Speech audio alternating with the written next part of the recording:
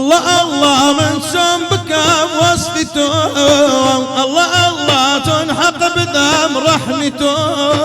لا هركوت وشار ولا دوز قابم، هردم دكم وصف وذكرنا ويتوه، لا هركوت وشار ولا دوز قابم، هردم دكم وصف وذكرنا ويتوه.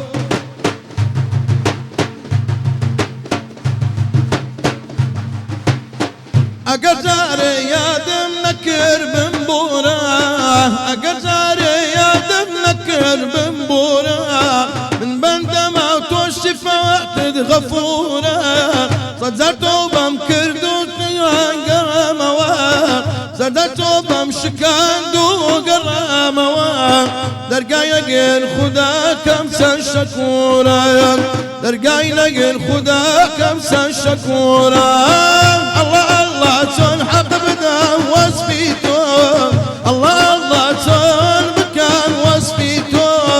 لا القدس وشار ولا دوز قابم، هردم دكم وصف وذكرنا يتوه، هردم دكم وصف وذكرنا يتوه. طريق الروش ما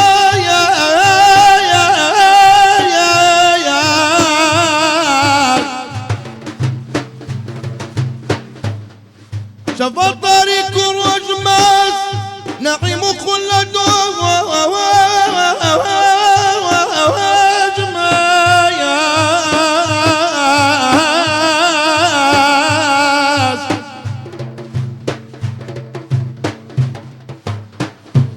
طريق الرجماس نعيم خلد وجماس، ولكن سينا صوم وجماس ما قال أزبي خوم يا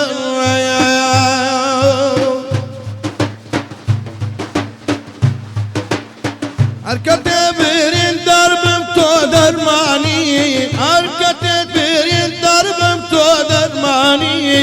خمم بوت يا مادم هرتو رحماني، خد أحدي ودرقاي عفوت هزارة، للغير توكسيها بخسارة، يا للغير توكسيها بخسارة. الله الله من سمك وصفيته، الله الله سنحق بدم رحمته، لا القدس وشار ولا دوز قابم، هردم دكم وصف وذكرنا يتوه، لا القدس وشار ولا دوز قابم، هردم دكم وصف وذكرنا يتوه. اللهم صل على محمد. أي بارك الله فيك وإيش الله خدش ترازيبت مرحبا يا أخوة. يا ربي ذكر خدي ونوفي خدي ووصفه نوفي خدي هميقا ورسال أزمالي ما بتشجعمش بير ناكين. آمين يا رب. اللهم آمين. اذكروا الله ذكرا كثيرا. آمين آمين آمين. إمامي ابن كثير له تفسيري دفرمي من الصحة والمرض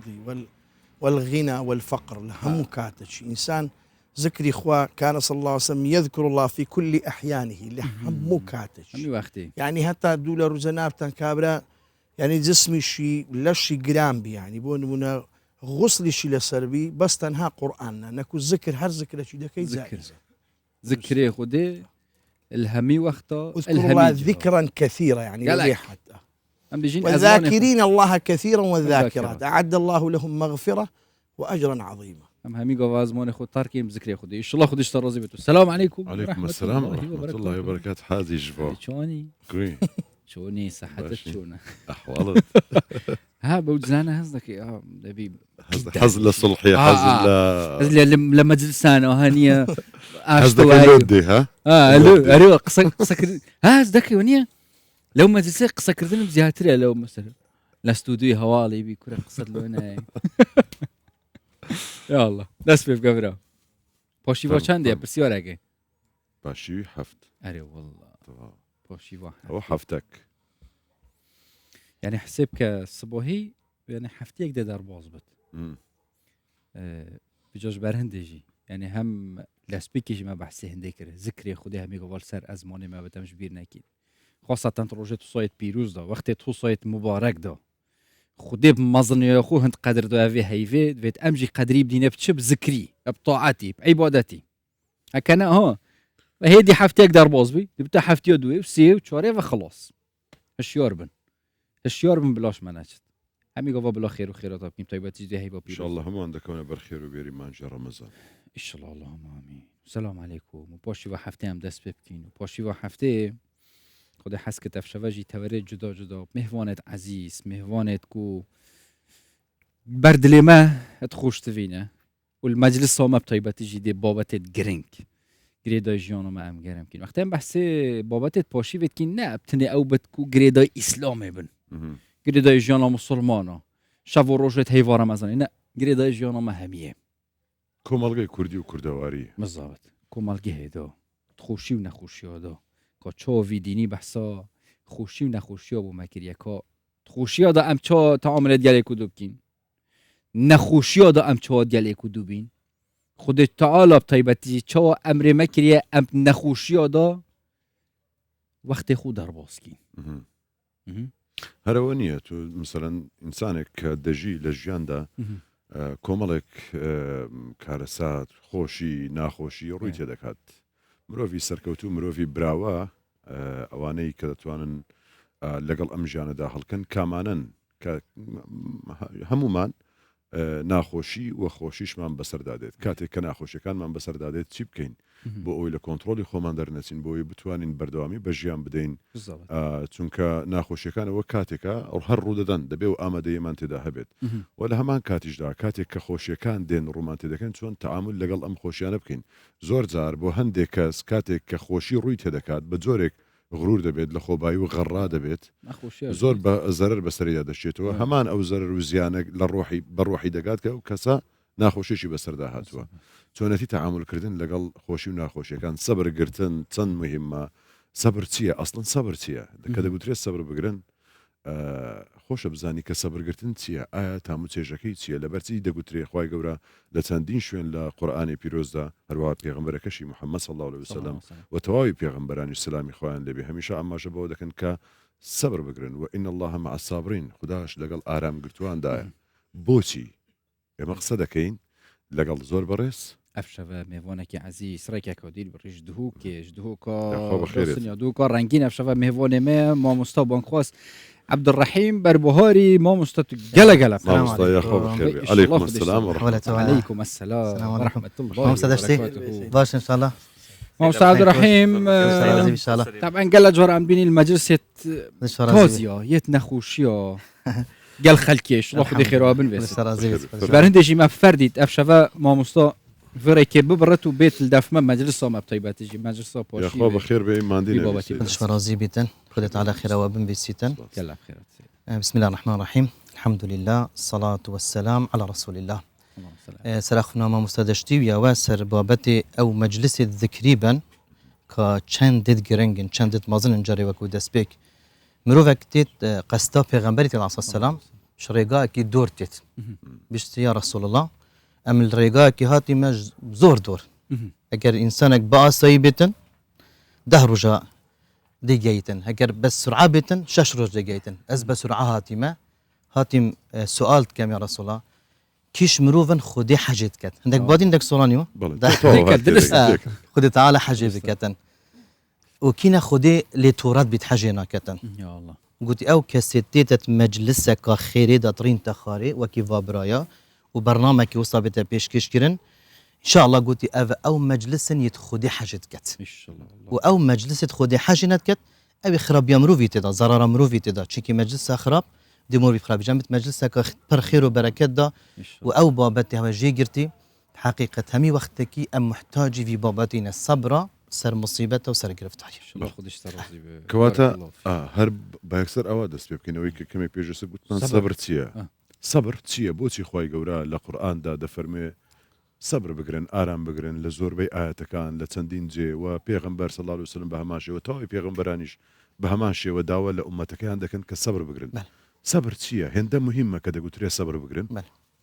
فرمانا خذ تعالى واصبر وما صبرك إلا بالله فرمانا جلك رزقتين رزقي هاي خارنا وخارنا رزقي هاي جوانيار همي شكلها رزقي بس أوسع رزق تقول نبي عليه السلام قلت الصبر شو وكي صبرينينكو بترزق مروفي أجر مروفي بصبر بيتن هر ردانا كاتيدا بيتن هر آريشة كاتيدا بيت هر بلا كاتيدا بيتن شخر مصدر كمرنا جاجريا جدزدانا مالك مازنا دي أكل إنسان بصبر بالتحمل بيتن دي بيت رجايك مروف بشتن خو البر بجريتن جبرن دي ام بيجين بيافك مازن مساحك مازن يا قرآن بيروس يا هاتي وبحثي صبر جرتني كريم وهرجر عبادتك بوهات بيت دس نشان كرن مثلا نفيجا بجماعات بيستحفت خير دي بيدائن بشامز قفتي بينغافك قلناها كد جد بتن وقلناها كبلنت كتن ووصى يعني أبا بو تقديرات يدانا بس بابات الصبر إنما يوفى الصابرون أجرهم بغير حساب نينا يعني أجر نينا بوشي تشنكي أو بلايا تتجلك مزنة أو مصيبات تتجلك مزنة بس أفدانها لو جيت بستتا الصبر ضياء بيفك جوانا جلك جوانا جلك صبر رونا هي هم أمر بالصبر نما خدينا كد كفرية كت صبر نما دي كشتني كت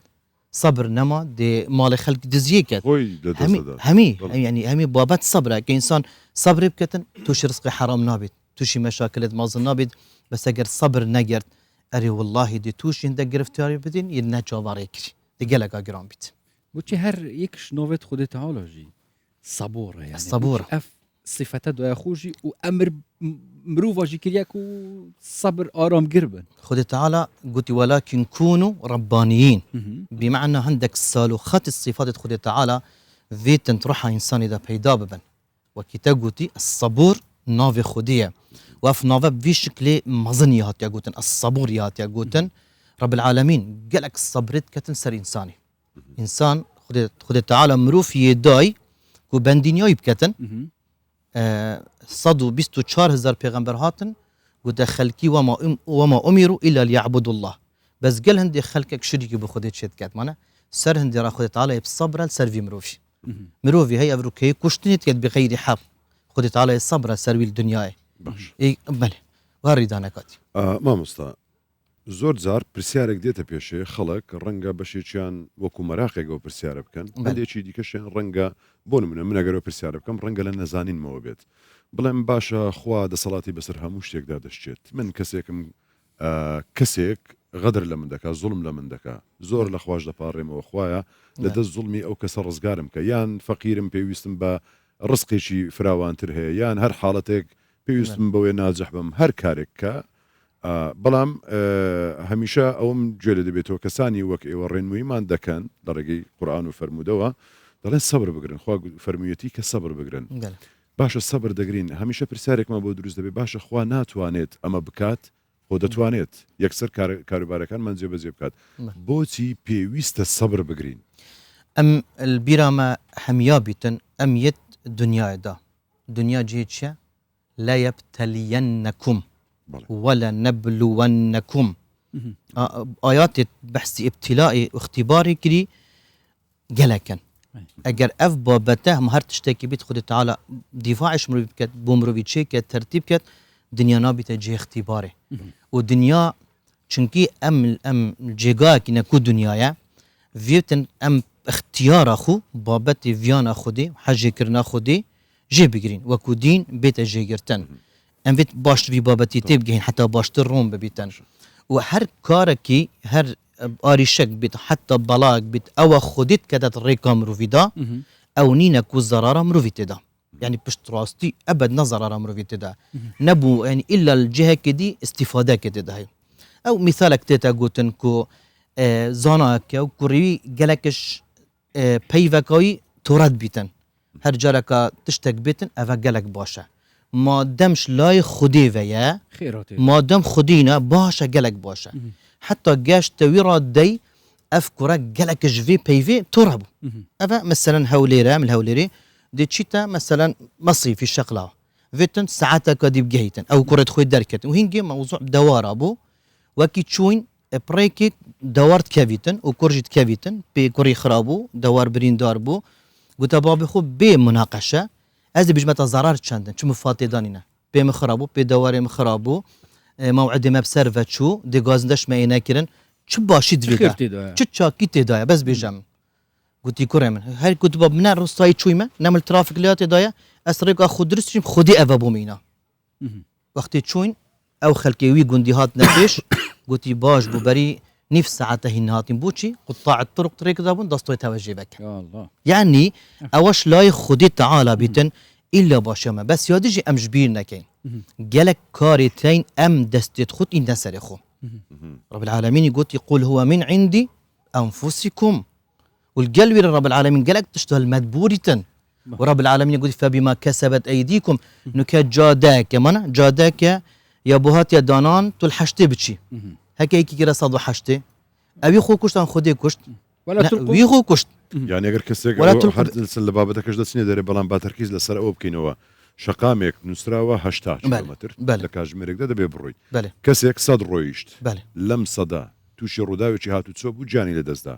ئەم کەسە ئەم حاڵەتی بە خۆکوژی بۆ حساب دەبێت يعني کەسێکی کوشت لێیدا ویا باش وی ندر باز با چونکه و شارزاد دانای و اف بلا بیتن یا سایه تیت مرور موافق شریعتینا يعني فيت ام جد لو ام قالك جد بيجين قالك دي كشتني كت دي مصيبات قد بيش افا خديها حسكري تهمي بو خدي شت كاين يعني فيت ام في بابتي قالك بشاري روني بيجا قالك بوش خدي دفاعش مناكت بوش خدي بم هناك يعني ام دي هر غازندش خدي كاين و او تشت او يبدستت ما وخطاكت ما مصطفى بله بحثي هاد نوتشونه يكرو بحثي سر ايجي كرو براي من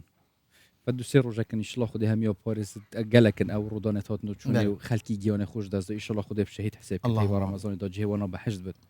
ما هي جديد النفط زياده قال خلكينا وقتنا خوشيا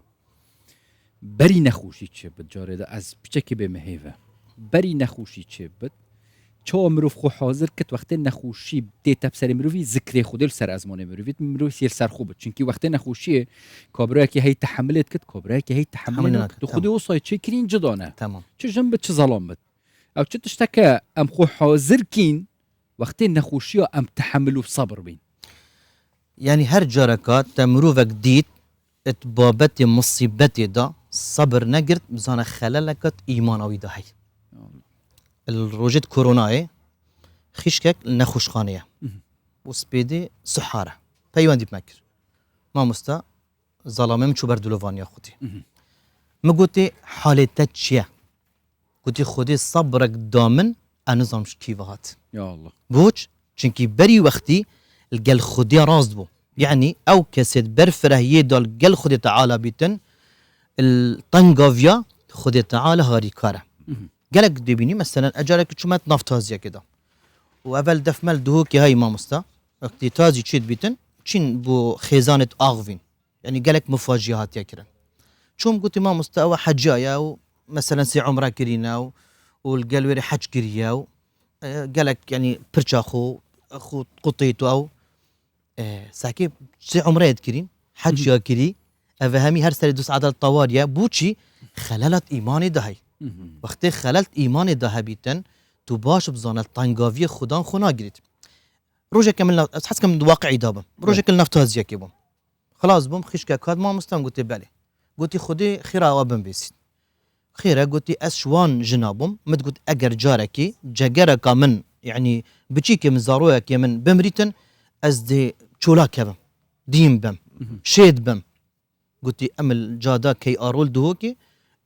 زاروك من دستي مدى ترومبيلي لدا خدي او ابتلاء ما هاتاكر قلت والله اخ نتل نفتا زيات نبي رامن اكسر سجدك الشكري الجزر الوسطي ما بخدي تعالى ها ابا يعني جارك هات مدى خاص كرن هات مدى خاص كرن احتمال متازي قال لك تقولي بس في كانالي بو جرايك خلكك وقت البحر اجى خندقي مالك الزاخو شو بدنا كاش مهبيت هج جنازه تداون هج جنازه حف جنازه لناف بحر مايره يك جنازه بتني هات يلا بايوان دي بمكر ما مستطيع خدي آماده با قال ما شو آماده ما مستطيع كمان نخوش ناف نفينا دايا هر بوجاره ايكي بيجي اف مصيبه داهي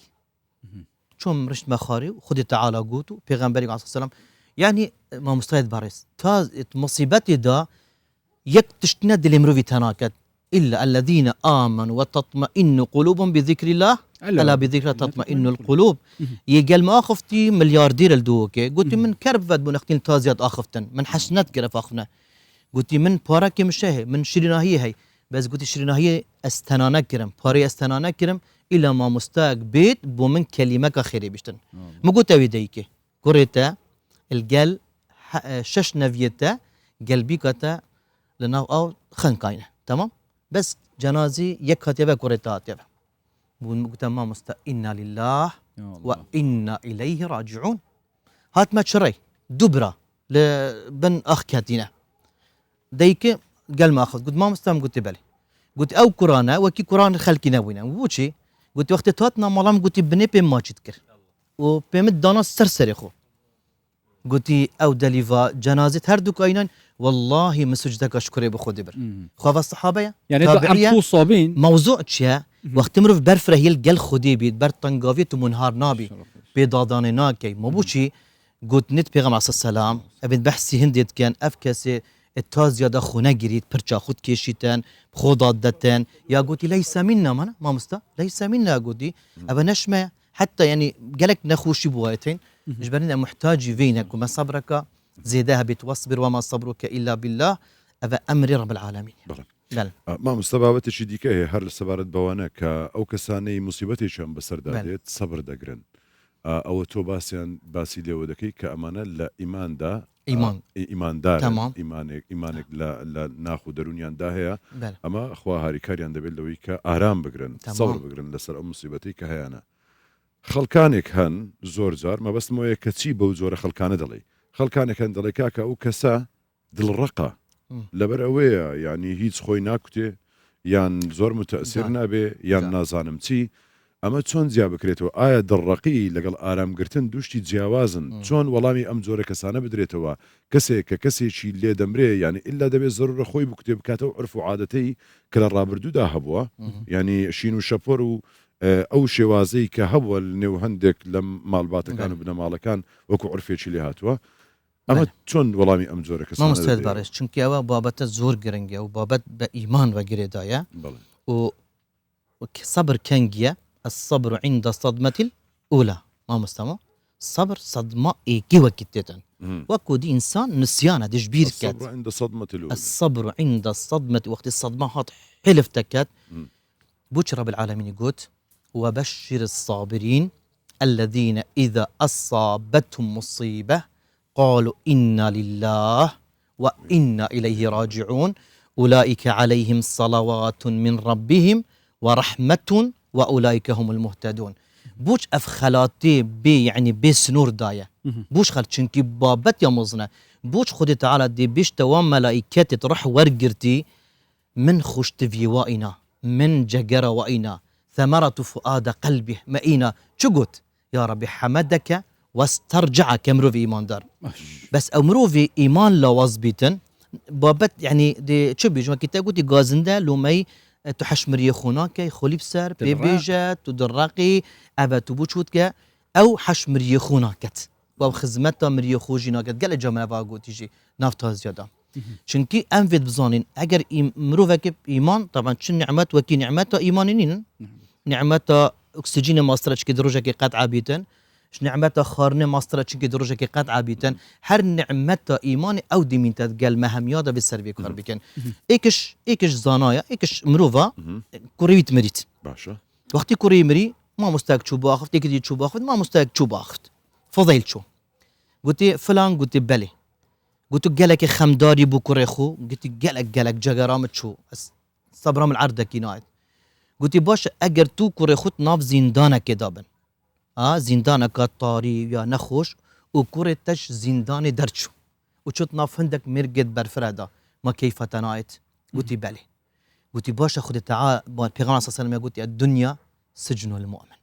اگر ام بي نظر السحكينك وابا خوشت فيك وكو جسد ام سحكيني وما بركلت ناف اخ كده دي قشتي القل اخي ام دفاطسين بس اگر ام بي تشافي بري خديني ان الى ربك الرجعى ثم الى ربكم ترجعون اليه تقلبون اليه المصير اي وقتي ام دي بيجي وقتي بسرش عربية كاتاكن قلت ديمري قلت ديمرم قلت يا قول مادي كيف أشم ناچ ما قیامت الدف خودی گوتی بله گوتی اگه بزانم شما دف دیکا خو دي كيف ما قبش ما دف خود تعالى وكي افرو كما زاني اف انسان مريد شو دف خود تعالى وخود تعالى ارحم الراحمين ام بوش تشتكي وصابك هكا السريوي مريش قبري بدار كبيد باش تخيش كامل او جلكي راش خلته دي كامل او بيغوتن خلت زاد دمي هل باريد جلو برجي الرش برسار اللي بكم ام برسار دكيم باشان دسين اللي سرودك خوش يعني اگر كسي شي لي دمرت بون من كسك خوانا خواسة تمن دريج من كسو كاركم كسك إلا من دمريت أجر بيتو لبر مردني أو كسا من رجب بوشم أو هيس كخوم هرجلو برجي رجب بوشم وش تيجي ديكي بلام لبر مردني أو كسا رجب بوشم يان ريش بردموا يان هر زور كاريتشي وآية أما جناحه وجناحه كشي لتأستيكا أما جناحه وبش كبائر نجي كبائر شنكي نرازي مرد وكجا زيتي بيد أخوات أجر وسيتينك دو تتأدرون كم أفا يعني ما قلتش كبائرنا وأفا نرى زبونة بقدرية أو قدر خد تعالى بمروفي نفيساي نرى زبونة بقدرية نرى زبونة التأكيد جبر هندي يعني مثلا أمشينا زمان بيغمبر صلى الله عليه وسلم أم السلامة وقت كوري بوان ظلام يبومري باش يصيروا جا بين خوشيش دستويهات وقت بين خوشيش دستويهاتي بيغمبر صلى الله عليه وسلم بسهر جيكر بين خوشاش تاتيت قلت لي من نيويريا بس دا كيف خد ابن بيتن مروفا كدي زنات دي تمبشتي سيرو جا برتشا خويا زيد كري ريت خويا ترتيب كرين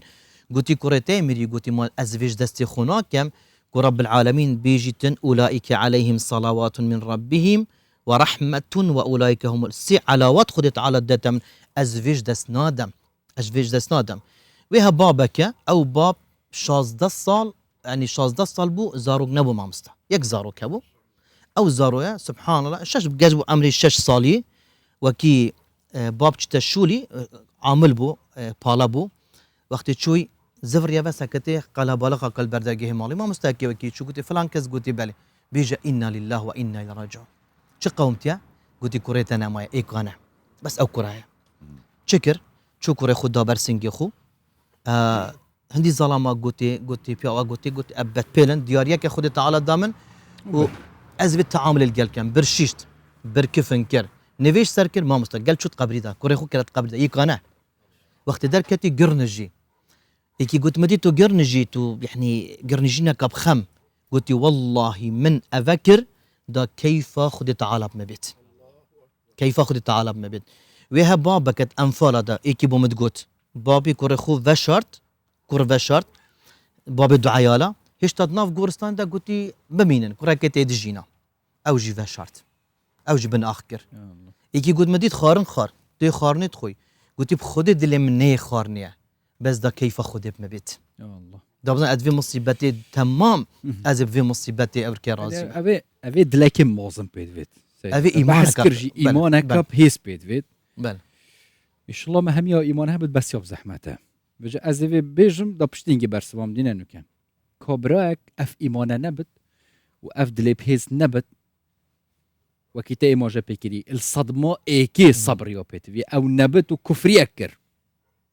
قلنا هكر صبر نقرت كو قلنا هويت شيء وتشوال خوب بورد كونو كي أو بسردو شوي بس دو بتشكي أويج بينا كنا وما مستيجي قلتي أزياتا سار مري أويجي باش بينا بينا بجا خدا حسكت أمدي نوف براكي ديني مادام تقول هر قلنا هكا براجل كتراج بكتبا خوب بتشكيش نوف مرني وكشو هو يبي بابا تبتشكي دير كيفين بلا ما مستا سرودك الطيبات بش دينجي يلا ايه تمام ما تاخذي ايش كشف الزنابل طبعا شكراتك كمان استاذ اشتي روناك كده ما شاء الله او ليرد روناك سيدات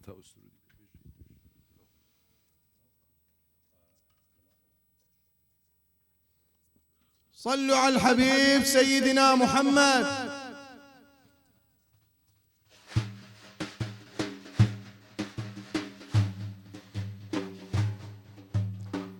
اي برجان ساق وزان عمري السلسال المالا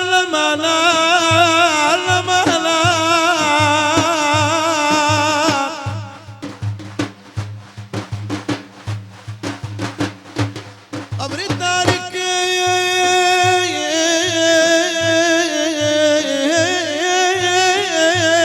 زو مكانا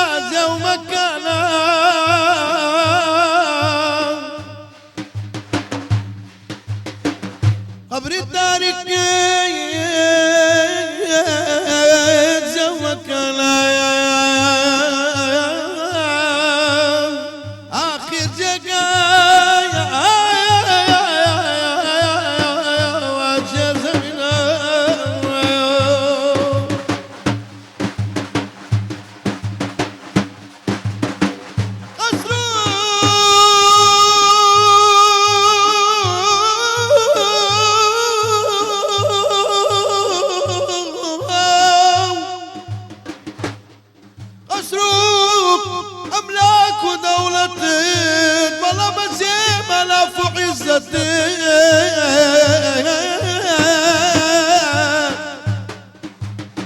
والله دومت العرضة قسمتي آخر زقايا أجير زمينة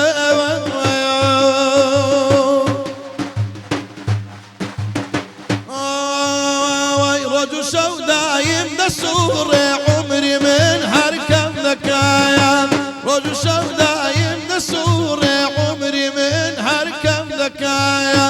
قد نبو روجي فكر كم مردن منازق ذكايا قد نبو زاري فكر كم مردن منازق ذكايا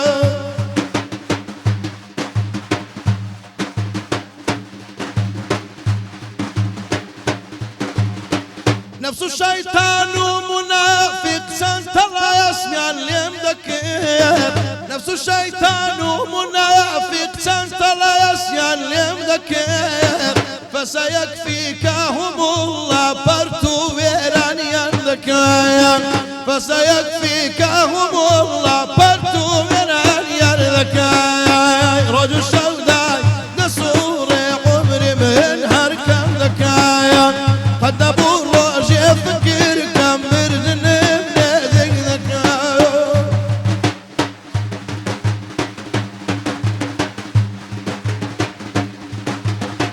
أبي نوح ما يغود برد باري قوم لوط دنقا كي صالحوا شعايب يشتوشي بيهوشي ذكايا دنقا كي صالحوا شعايب يشتوشي بيهوشي ذكايا سلطان الشعر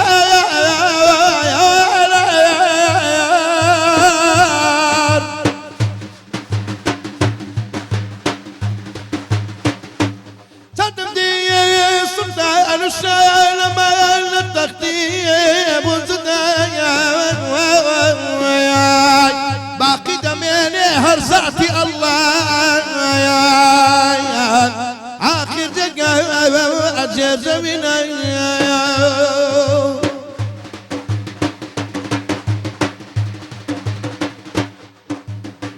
ضل ترسي روجي حشري قد خويلنا كوين ضل ترسي روجي حشري قد خويلنا كوين هر قريب شيشين الرورو تاسحار قريان ذكوايا هر قريب شيشين الرورو تاسحار قريان ذكوايا اي بارك الله فيك دەستخۆش، الله خودش دەنگخۆش. اي هەر هربجي اجا شب وروج دربوز شاري ما استملا عزيز يا برحمد بيت الوفاتي رحمت بیا خۆ. چی زۆر محترم بوو لە کاتی پێش وەفاتی ئەو شعرەی دانا ڕۆژ و شەو دایم دەسوڕێزە پێش وەفاتی ئەو شعرەی فافیکە دانا یاخۆ خوا لە گوناحکار روج الشو دايم دستوري عمري ما كان بت قد نەبوو ڕۆژێ فکر کە مردنم نێزیک دەکات وتلك الأيام نداولها بين الناس بجا هم دي سال سروي بابتي ما مستبرين جيجي مقودتا إيمانك بيس بيت فيت الصبر عند الصدمة الأولى وكبراك نبي ظلمك نبي جنك نبي وكي قلت فلان كس أختي خدي أي هوار وي أزب مرم قلنا هو يا وكبراك يا بسرت هاد بري قول أخفنت وابتش لا خدش رازبت نكتشب كدا قلنا هو يبتغف راندن مثلا كفرێکی کردووە تمام. ناشکرێکی کردووە كاك جوان ما قلتي أما باربتري تناف مصيبة خلقي وتازي خلقي ما تشتي واقعي قالك هاي شو من افتازيك يا أما دابهم ديكك دان عمرو وكما بحثي هنديكركو بيجوتن و خدا دان و لطم الخدود أو قلنا قلت ما مستوى قلت بلي قلتي عمري من حفظة وسي صالة حتى بري سي صالة اس شوانا بوم ابي بيجوتن تكر بيجوتن مامستا كوب مرياض بيج مردو بيج او خلت يعني او تتاكر اشبك عواننا ولا عواننا بس عيناك و تشتي خلت يعني أها. نياحة ود بيشني نياح لاوانەوەشی پێ دەڵێن لاوانە نیاح پێدا هەڵگوتن بە کەسی مردوو بەڵێ ینی واجە بەلا و بالضبط. چیا بووی لە پشتمە تو هەموو کەسم بووی تو ڕۆی پشتم شکا ئەو بەڵێ بەڵێ بەڵێ لاوانەوە ئێستا چ بکەم قلت رب العالمين قلت وهو الذي يقبل التوبة عن عباده ويعفو عن السيئات او خير تجيب باربوي بس چنك تو ما يساق دي توبة كي دي پشمان بي بس او في انسانه بس بي حالة الصدمة او صبر مظن او ما بحث كري كو انما يوفى الصابرون اجرهم بغير حساب او جدزدا بس بيشتينجي دي توبة كي دي پشمان بيت بس فيتن هندك جهرينا الدفخو بيدا بكتن نمونك هاي الصحابة كي السعادة ويا الصحيحة داتي قلت بابا من مر وبو بشتي مرني مسير رقاهنا رقاي آيات قرآني حديثة صحيح ما بيتن بو يعني بشتي مرني بزين شريدة ينجي رؤيا صالحة كي وكي الصحابة كي تابعيك رؤيا لهم البشرى في الحياة الدنيا قلت ما بابا خو لنا رؤيا ديت بابا من دامايا نخوشة باب تتشا كورم أبا أسمريم يعني تبو من زور نخوش كريا تمام؟ أبي الصاخ بو بابا خوي مريا نخوش بله تنخوش كريا نكو تتعذاب ده نا بس يدامايا حست كم بيش تنتخب جوري فعلا تنخد جوري ساعات بيش ماد اللي مدة هر مدعات كرن أجارك دي بابا خو بين نفا بفشواك دي قد ما بابا خو قلتي كورم استا سرم بلنبو يعني كارت بيجوتني جل كراش هلا مثلا قالك جرى إننا خاري بوستا وسترانا طافيج نسر اف مسائلتها همي كارتي كرني لبس خوزيكا كورم وانكت كجام وانكت ديكام وانكت اگر خودي باش نياسيبا باش بقدر خودي راضيبا ابد قل مدانك بلا اتاك قراني بيتن بلا دعايك بيتن بلا اذكروا محاسن موتاكم بلا او بيت بس يا دي بيتا نرازيبون دي بيتا بيجوتن وهذا شو فايدانا كد بوش بس از بيجم بوش خنسا انه كجنك بوت بيجنت اسلامي دا نافداري شو بو نافداري بيجوتني بو نعالت براي خو دانانا كنستو يخو بس روجا توبه كري واسلام شاد دلي دا جنازه براي خوديت يا باب خوديت امام خوديت خلاص قلتي الحمد لله ما دام مروفك بايمان دنيا دركت ما دام إيمانش دنيا دركت آخر إيدي مروف خريبيت كت بس أنتم الأقدمون ونحن بكم لاحقون بشتينجي ما أملك نينكم اللي ريب جهينا يكدو ما نفيد ما أف أملها بيتن يعني أمريكا هنت نكن أو بيش ما تورابا مادام هر باسەکە باسی مرد با ئەوشتانە تێنەپەڕین هەندێک وردەکاری هەیە کە مردوو ئەزیەتی پێدەخوا ئەگەر بێت و وەسیەتی نەکرد بێت ینی لەوانە جلی ڕەش ئەی بابەتێکی دیکەش زۆر جار مامۆستایانی ئاینی بەشی چەند باسی لێوە دەکەن ئەویش مەسەلەن هەڵبەستنی قبر گۆڕەکە چێل و ڕازانەوە و بەرزکردن و ئایا ئەمەش بە هەمان شێوە گوناحە هەم بۆ مردووەکە هەم بۆ کەسێک کە دروستی دەکات چۆنە جلگەراش وەکی بوو تازیە بکەتە بەرخۆ بوو تازیە بکەتە بەرخۆ و بەردەوامیە بکەتن اف مروفك گونهکار بید اگر وصیت مردوی بیتن او جی گونهکار بید بس اگر وصیت وی او نبیتن و ام همی وصیت العیال خوب کن کسو کارت خوب کن پشتی مرنی يعني خلاص چت شكل وصابدنا كن كسكل باجر دهوكي يعني خدان جهه و كرويت مريت كرويت قالك بركاتي بو شو من نافتاز يدا قلت ما مستام قلت بالقاس نس استشو ما دافخيش كوديكا ما قلت زيدي يصير وجا تعزينينا خلاص جارك دي جانب آسایی كينفه نابت طاريكي نابتن كآبي وقلقي ومسائلتها وكذا نيكرنا تازيا الججنة إجار نيكرنا تازيات الشريعات دا قد يا محمود نينا وقد حجيناكة روجا ججن كرا تازي سرسال هات كرا تازي چل هات كرا تازي سيروش هات كرا تازي أفا راستي قلناها وأفا نتيجتنا بو شريعة خود تعالى وحتى بو نشكر رب العالمين أفا بخوبر ملكي خودي بو وانا أي قبر رازان موضوعي قبري يعني أصل تدا أو قبر تشتكي اعتيادي بيتن وكامل تشينا مثلا باقي عماديتي ما مقبرة مكاهيد ديتين هنت يعني براتشونا قبري وأفاكرنا قبري تشتكي باشنينا نوكا موضوع عرفك تناف مادا هاي عرفك برزنا بيتن أفنا تشيتي بس وقتش عرفي درت كافيت قبر تتا حلان كرنو تتا مازن كر تتا قرتنو تصوير إيجار تصوير يعني والله قالك خرابتشكي أول جار شرك بيدا بوي شلێدانا تصویرا پەیداویش تصویری بووە تیمسال و پشتینگی بووە چونکی ئەم نزان پشتی 100 ساڵی دی لەو ئەسنو کە وەستیەتت کەم و ئەو خیش کوبرا گەلە گوێ خود دەنەمە ئەوێت تصویر دەنە بە تصویری ڕاکەت ئەو نان پشتی 100 ساڵی دی چی بیت نەکە بیتە سەبەبی شرکەکە دیل دنیای يعني مامۆستا نووسینی ئاەتی قورئانیش هەیە لەسەر دەنووسیت ئاەتی قورئان لەسەر شێلی قبر دەنووسن یان كل آيات القرآن بلكي شعرك بلكي بس أفتشكرنا التصويري يعني جارش مجال تدانينا بس البيكري بو دروس أو بيكر عن تصوير أنا بلا نبيت طبيعتك نبيت عرفك شكت شريعتي مداك أم بيجري في شريعتي خوبكين راستي كارك قال لك فدر الشريعة حقيقة مصطفى توشي نخوشيت بتو توشي مصيبات بت چند گرینگ دورو بريتويت قلبن كو هم في كاري بيروس رادبن الوقت نخوشي وقت تازيا سردانا مالا نخوشيت كنو آخفتنه که آموزگاریه خیراوه چنده امد گل خدان مصیبته بین و چاو پیتویه سرداریت گل خدان نخوشی بکین بونو من الدم گریه الدم نخوشی الدم حتی اگر کاره که خلجی بتکرن چاو آموزگاریو بتکرن بله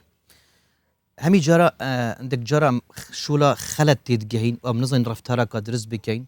اگر ما رفتارا درس الجل مروفا انجام دابا خاص مروف الديندار دا جلك جهرين پیدا بيت مثلا نمونك هاي بحثي ابو درداء تيتكرن ابو درداء جگا كي دا چيتون صدقتي مروفا كتيتا قطان جحيرا كتيتا قطان بوشي افا بوشي الليدن بوتي افي خرابيا كاكري بيچاتيا كاكري ولا شو دستوي گرتو اینا برمل يخو افا الصحابه ياباني گلك بغيرته بيت او بتركتن اینا غازي كراو مروفا گوتي گلي مروفا اگر افي مروفين هاد باني كتيت بيرا كدا چالا كدن كانشت بيجني بركاكا كير دا ويد كتا هوار بيشت من بين ندر دي هلنتي دان دي ندر قلت نها شيت كد خوفا كانو كنف كاد دي ندر مانا مروفا وقتي كدا طنقافيا كدا حتى خلت جيبو فيد ام بين رفتارك جوان قلبكين مثلا شيمت ناف تاز يدا ديك ما مستبيج نكا جريم قلت نها بلا بكاتاجري كان جيب كاتاجري ان العين لا تدمع وان القلب لا يحزن پیغمبر صلى الله عليه وسلم شو سرا سعادي دا سعد اللي يهاد بو گرتن وقت شو مالاوي خلقي مالايت كاتاجري پیغمبري قلوان كراجري صلى الله عليه وسلم يا رسولت كاجري قلت خدي تعالى سرا روند كتشافا ما ازيت نادد بس ازماني كازمان خلت جريا بوشي خدي حاشا كفري كرن افد سراوين ازيت دان اما يكي خلت يكر ام دي بيجني ورا توبه بك بشمان با واستعينوا بالصبر والصلاه ورا استعانه بالصبر والصلاه جوش هر بهما شي وهر لسري هالكتيو هر سكاتي بيب وكو اويلدي خاتونك دكتوره بشرا كسنزاين لشوينك زور جوان قسيشي جواني هي دەڵێ وەکو سەردەمی جاهلی لێ دێ کابرا کە پێشان غەڵەتی دەکرد هەموو لە ناو بازار و بەردبارانیان دەکرد لە کاتێکدا ئێستاش کابرای غەڵەتێک دەکات شتێک من غەڵەتێک دەکەم هەمووی دێن لە کۆمنت جوانم پێ قسەم پێ کاکە کەسێک بێ ڕاستم کاتەوە کەسێک بڵێ کاکە ئەو شتێک کە هەڵەت کردووە بە شێوازی جوان ینی با چاچی بکەمەوە بریش ئینسانم هەڵە دەکەم ئەرێ بەس مەقسەدە من لەوێری ئەوە مۆبستا واجب السرمة أمد قال خداني مصيبة ويدمية جبر والله دي الله مشولة بيننا حتى بينه يفرح وبيتفيا وتشو وقتكي هندا مظنين السر إيكي وقتي جاگراوي كوريوي كچاوي بابي داي كايت بريتن خلقك ليكون وبيت بوش يا كريا واجب أو كسل قال جنازة حاضر بيتن حتى بيتشيشتن وبيتفاشرتن دوت جايت خيرا وكي متيني وقاري دوار جريت دوت جايت خيرا بوشي چونكي وي وقت مروف قالك محتاج مروفايا بين صبر مروفي بينن بين مروفي فراكن مثلا شو بناف تازي دل دفرت مسيريكي تازي احتمالا بين صد مروف تدايا باكو جنها وجن ما تصني طبيعتي وان مثلا لا قصه معاك القلمنه دهنم دو اخو خلاص خمي بيدنگ بو يد بشر جينا اغويتن بوشي وقتی تو چی کلمه نلی حیطاندن نپاش و برن ناخفنك خلتو بيجي ازهاتيم مازنترين ناماف من مالك مسيحي الدوكي ريدانك بوشي بو هش جنازه كانت نتدا جابا مفركر يعني جبلي مسلمان مثلا جواب افريد غير مسلمان جواب افريد كنا اختنا خوشيا شو باخفتم هش جنازات دا قران من ابو قوتي اصناف تازيه كده بم اكاد ما مستا قلت بالي قلت او يزيد نافزانا قلت باو فعلا اوجي قوي خد داخيري جاري كديك ما مستا يعني شارك قصه خوبه فلان قلت بام قصه قوسنا بيجن كويك بيت ورا بيتن والله وقت ساخفتم اوان جنت يزيدي بترشد بصرمانات كرايش تشبوشي كلمه خيري وقولوا للناس حسنا الكلمه الطيبه صدقه افرف ترجان دي بيشتن نكناجري قلت بالي كان جيب كناجري اشما تاز يكل زاخوديسا ورجع حيلك جلك سبورت وجلك بأخلاق بانك بسرداتي رجاك عيني چون بابوی مامتویت فاتصن يعني جلك نخوش بوين مغتزهات تيم دهيم كنا جري پیغمبر صلی السلام سر جنازه کچا خو کرا گیری جنازه کوری خو گریانی کریه آخفتم شنافت تازیه در کتم بابی هات گوتم ما مستم گوتی بله گوتی خودی خراب بنویسید والله گوتی اول سرج بود دلی من تند ببو گریا من حشک ببو بشتي اف كلمات تخيري بمهاتنا قوتن اف آيات القرآن اف حديث اف مواقف جان سبحان الله السما دليم تنابو انسان دلي بشي تناد بيتن بكلمة خيري بكلمة جان وي مصيبته هي تبكي مصيبته يجران تدري بكي بس حديث جد بيشتم مصيبته خو كان دو مصيبت هر مردوي تشو ترابي بدادان ونرازي بون افجي راستي دي بيتا دو مصيبت يعني هر بو هي خير هين چن سردان و تازيات كن يانجل برانبر تشتك هين وردگرن چكي افجي قال جرا خلق برسيارت كتا جرا كمل نفتازيا كبم ارسى مع القل منو استافك القل منو الحمد لله نعمتها خديه ايك الاوروبا هاد بو قلت ما مستام قلت بالي قلت برانبر فيتو تشتكي وردگريم قلت نا عندك جرا ازدمي كمالك يتيم بيت من قلت يتيمه ادي هاري كاري بو كم قلت والله افشلت تكه قال اوروبا با يعني ببرانبر افسنه قلت نا ان اجري الا على الله يا الله يك تازينتشي من نافدا يك درهم جيبته ورقتن ابد يك تلقينتشي ما يك محاضرنتشي ما يك فلس دنياي بيته ورقتن يك سند بيته ورقتن بلكي بروفاج وكي ما قلتي ما بشتافاني هاري كاري وسلامتك اخوان منيو كوزنابتان زور بك زيغي خوشحاليه لنيو كوملغي كردي وكردواري ككسيچي اوها او بتابتي اواني ك خوانا خواستم مصیبتیشان بسرداده زور خوشه کسی که بیت کاریگری هبیت کاریگری هبیت و قصد بوبکا بوتا باخفت بوتا باخفت يعني ان شاء الله خوي گوره تمندريش تام بكات وزياتر زمان بارا و هزر فراوان تام بكات بو زياتر كوملغي كردي كسو كارو عزيزه كان سود لبرستان وربگرن ونمونه وكو جنابشتان زيادة بي إن شاء الله. ما مستمازن ترين خدمات أبو ملتي تتاكرن. بله. چونكي أو درفتا تنكتب كافية تيدا كلمة كبي دليتات هناك. چونكي چاكي پیغمبرا نجي وكر ناس تويت خلقي بو نا. چاكي پیغمبرا نا أزيد دانا خلقي بو. مرو وكات و قصتا پیغمبر عليه الصلاة صحيح هاداتي ما مستا. وقتي هاتي بيش سر بشتا دواري خوبو. اف حديثة كيف ما خرادي قلقي نيتان. وقتي سر بشتا دواري خو قلت يا رسول الله اسلام تشيا قلت اسلام تو شهاده بدايو نيفيجي بكي روجي وذا شو قلت اقررت بس او كلمه قلت اقررت يك كلمه دينا قلت او دليفا دواري شوي بي كتد كنجرده كده جرده انش بيجني جرده كتت دا چالاكي كتت دا وكت مر پیغمبر صلى الله عليه وسلم شو قلت برينجي خر كفر بو شرك بو قلت استلنا ودستي ملائكه دا فيقي بحشت دني بس يك كلمه اقررت يبقى مروفا بسرمانت من لا اله الا الله محمد رسول الله نفيش عبادات يعني في الدليمات زور فرح بيتندك جرى ان شاء الله خدش ترازي به بارك الله فيك يلا خوش قلبي مو مستعد الرحيم ترازي شفات ديال المغربي خير دوباره خدي خير وابن بس خدش راسي بيت ديوانك بركات ما شاء الله بريزن ريكادي دور انا طبعا ما مستعدشتي يا خوش ما شاء الله ما شاء الله ان شاء الله بس دبريم ان شاء الله بسلامتي ده قريب ان شاء الله دي بسلامتي زفر يا دوكي ان شاء الله دي بسلامتي زفر يا دوكي انا برادي فيري دوكي بودينيه بتهدي دي ما مستعد خطاوي قرنا بودينيه نكيزه سيده خطاوي باخوي دابا سبب بات دوكي هيدي ولا تبين تبع ميوانه ما من رجعك تو ما مستعدشتي وجماعه ديوانا بارتان قاعد برس بويدم هزار جو قلتي تقال السلام عليكم ان شاء الله ديفي جو تشتكي فيش كيش كان خدش ترازي اشتكي خوش بما بيجا السيدة اشتكي خوش اشتكي كاريجري يا الله برينا دايما هشتا يا الله يا رسول الله تؤسر ويرماني يا رسول الله تؤسر ويرماني وخش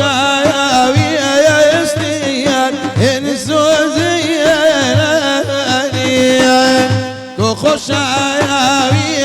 استيا جنو اسياني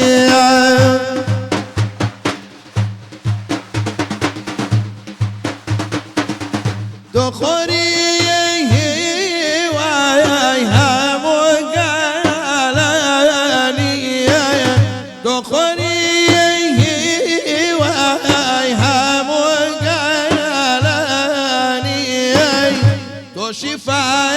بخشي دردي ديالي تو شفايا بخشي دردي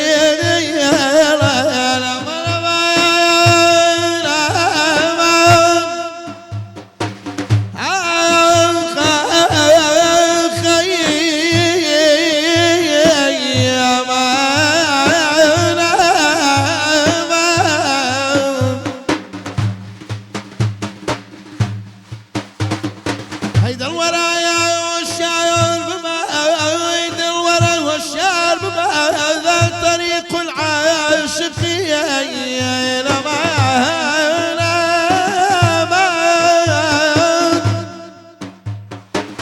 بحوي جمال يا هذا طريق العاشقين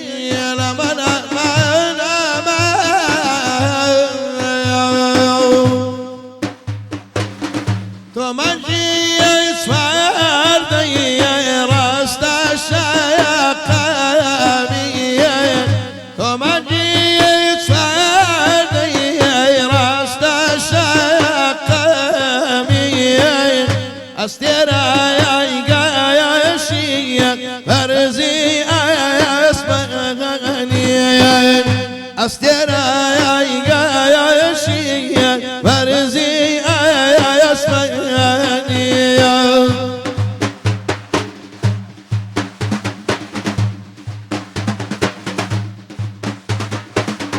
دخل خيارك يا روجي محشري دخل خيارك يا روجي محشري تهب الشاي وامتازي يا سياري تهب الشاي وامتازي يا سياري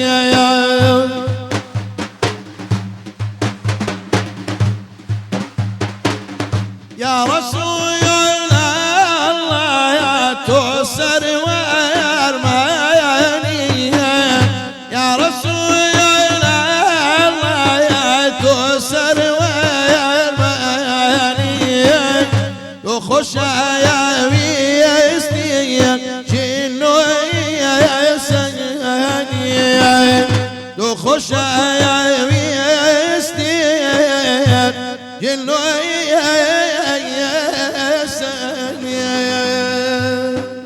بارك الله فيك وإيش الله خدش ترازيبت اللهم هنا صل بني على أخوة. محمد وعلى آل محمد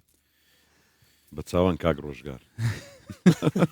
أود قال در هنني أملو خما أقصان دك إننا هنا يا الله خلشي لزيت كيا فاشي وحفتي وبرد ما خدش الله صبر وآرامية بس إنه كله بيا دكري أستخوم بس ناكري بابا طبعا هيدا. قبل أشكي بكرم يعني ناكل خمناتهم بحازري لابد به لا لا قال جرال إسكان پیشان زۆر خۆش بوو مەسەرن بە پاسکلی دەهات عافية ئەوجا قازان، شامین و، لوبیکا. یان چی دەکرد زۆر جار بە کەوژیرەکەی لە منزەڵی دەدا وبيني خمام يا تزور قديمية کەم پیرم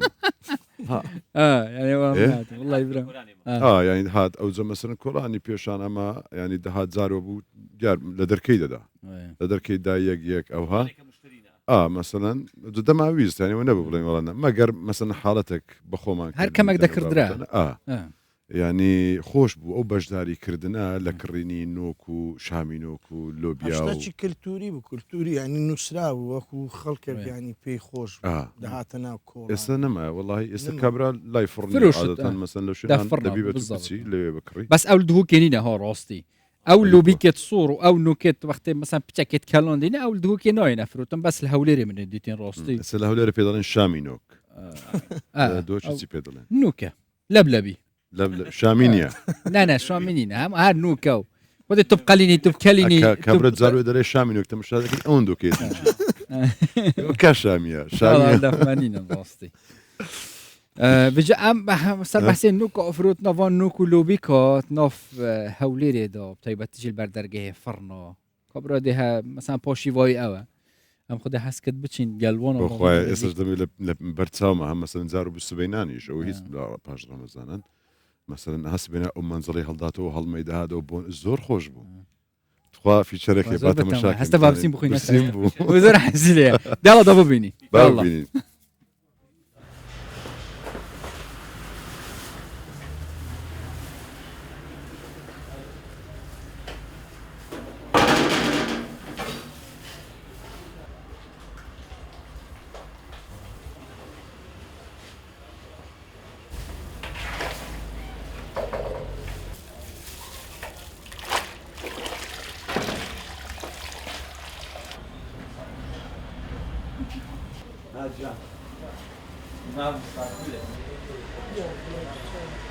بەینا سعادەی دەبا دەکەین تاکو هێوارش ئاوکەی بەتارەکەین بەسە دەنێ هەتا بە کوردی لە خەلە دەیمی دەنێ هەتا دەوری سعادەی برینەوە لۆ پێش ڕەمەزانێ هەتا دەی تا مەلا ماکدانەوە دەکوژێنەوە دێنەوە گەرمی دەکەینەوە دوای دەیپازین بەیانیان دەبین لە پێش فڕنی ڕادەگرین دەفرۆشن 2002 برین بێشی بوویت ئیشنەوە بکەم شەو شەم کرد بیدا برین کەم بوو دوای لەخوای بەزادی بهێ دێدی شتەکە ئەوە بوو بیدا دوو پەقە جگسکۆکە بوو دوای هێدی شتەکە باش و خۆش و بەتام بوو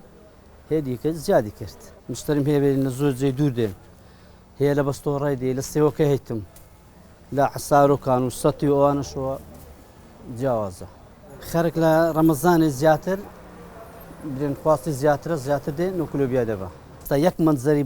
بخۆم بیدەمێت تەقەی سرم دێ بەس یەک دنچی ئەها بخوا من جوانیا تو دەبین دەستت خاوێن یا بێ دەست دەناهەرینی خۆش نییە 1000 بە 500 زۆر مەرەقمە و نۆکلۆبیایە لە سە تونێلی ڕادێم هەموو ڕۆژێ بەخوای لە سە تونێلی مەسیفی ڕادێم هەموو ڕۆژێ ئیشم هەبی و نەبیدێم هەتا ئەو نۆکلۆبیاینەوە یعنی مرتاع نابم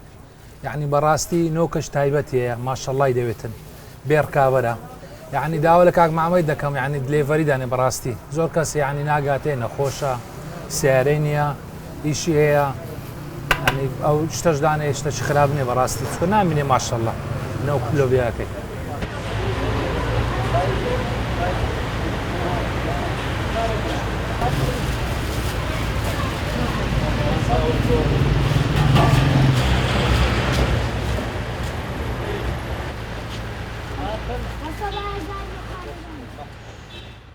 وەستا بە 1000 نوکام بدیت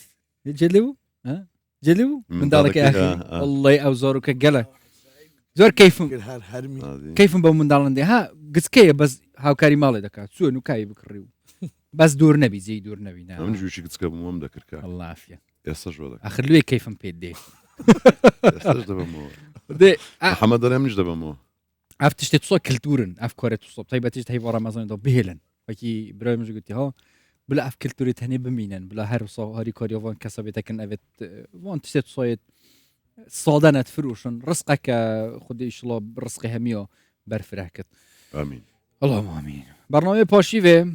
گوێ بەردەوامە یەکش بەرگێت تایبەت ساڵی دەربازبووژی هەر گەلمەدەبین ئەف ساڵژی خودە هەستکرد گرنگیا کەزیلەتر دەبێدین گرنگیدان پۆن گەنجۆ ئەوێت کارێت تایبەت کارێت دەستیت کن ئەو گەنجن خوددان بەهرەنە ئەو بخۆ دەست و تبلێن خۆ کارێکی بخۆ پەیدات کن چ پڕێکە ئۆنلاین بێت یان ژێ جەهەکە تایبەتت ناوە ویستاوەڵەدانە ئیدی کۆشێکە بچیک بخۆفەت کن vێ ڕێکێ تایبەتیژی ئەو ڕسقێکی بخۆ پەیدات کن هەمژی کارین و توانێت خۆشی ئێری دەردخن ئەڤژی ئەرکێکە مەبستۆی خۆڤگرتی دەستپێکی یانێ پاشیوێت ساڵی دەرباز بشی ئەف ساڵژی خۆت هەستکن پڕێکۆ بەرنامەی پاشیف دێوان گەنجا شکچ و کوڕا میهوانکی نەوێت توانایەن تایبەت هەین کارێت تایبەتت کن ئەف شەڤژی خودە هەست کرد دوو گەنج دوو کچ میهوانێت منە دوو خاتین ئەوژی ئۆسا وەکی بەرین کەم بەحەسکری ئاڤە هەردوو گەلە بەخێر بێن یاخوا بەخێر بێن سارە سوارە بەڵێ ولانا لطيف لانا لطيف لانا لطفي لانا لطفي بەڵێ حرفكم غلط بقينا سارة خاتون داوي بردن لباب تكين يا خو بخير قلا بخير ئەودانتان کردەوە شتەکان زۆر جوانن خواردنیشی تێدایە ئەو بەس لە تەمەشاکردنیان دەتوانین بخۆین نالۆ خواردنە لە خوارد بەس ئەوە نایە بەس دیکورە ئەوە کەیکە براسا أكيد بين تسقوتي بين امين برافينا رزقان يقلا بخيرات ما شاء الله سپاس. اوا خوارن اوجی کار دستیت خانما تایبەتی بیکە بوو زارۆکە بجا هەمە ئەم دەست بکی یعنی جگەلەوەی کە بابەتەکان هەموو دروست دەکەن ئێوە لە یان هەرێکەتان ئیشی جیاوازە چۆن هەردووتان پێکەوە یان هەم خواردنیش دروست دەکەن هەمیش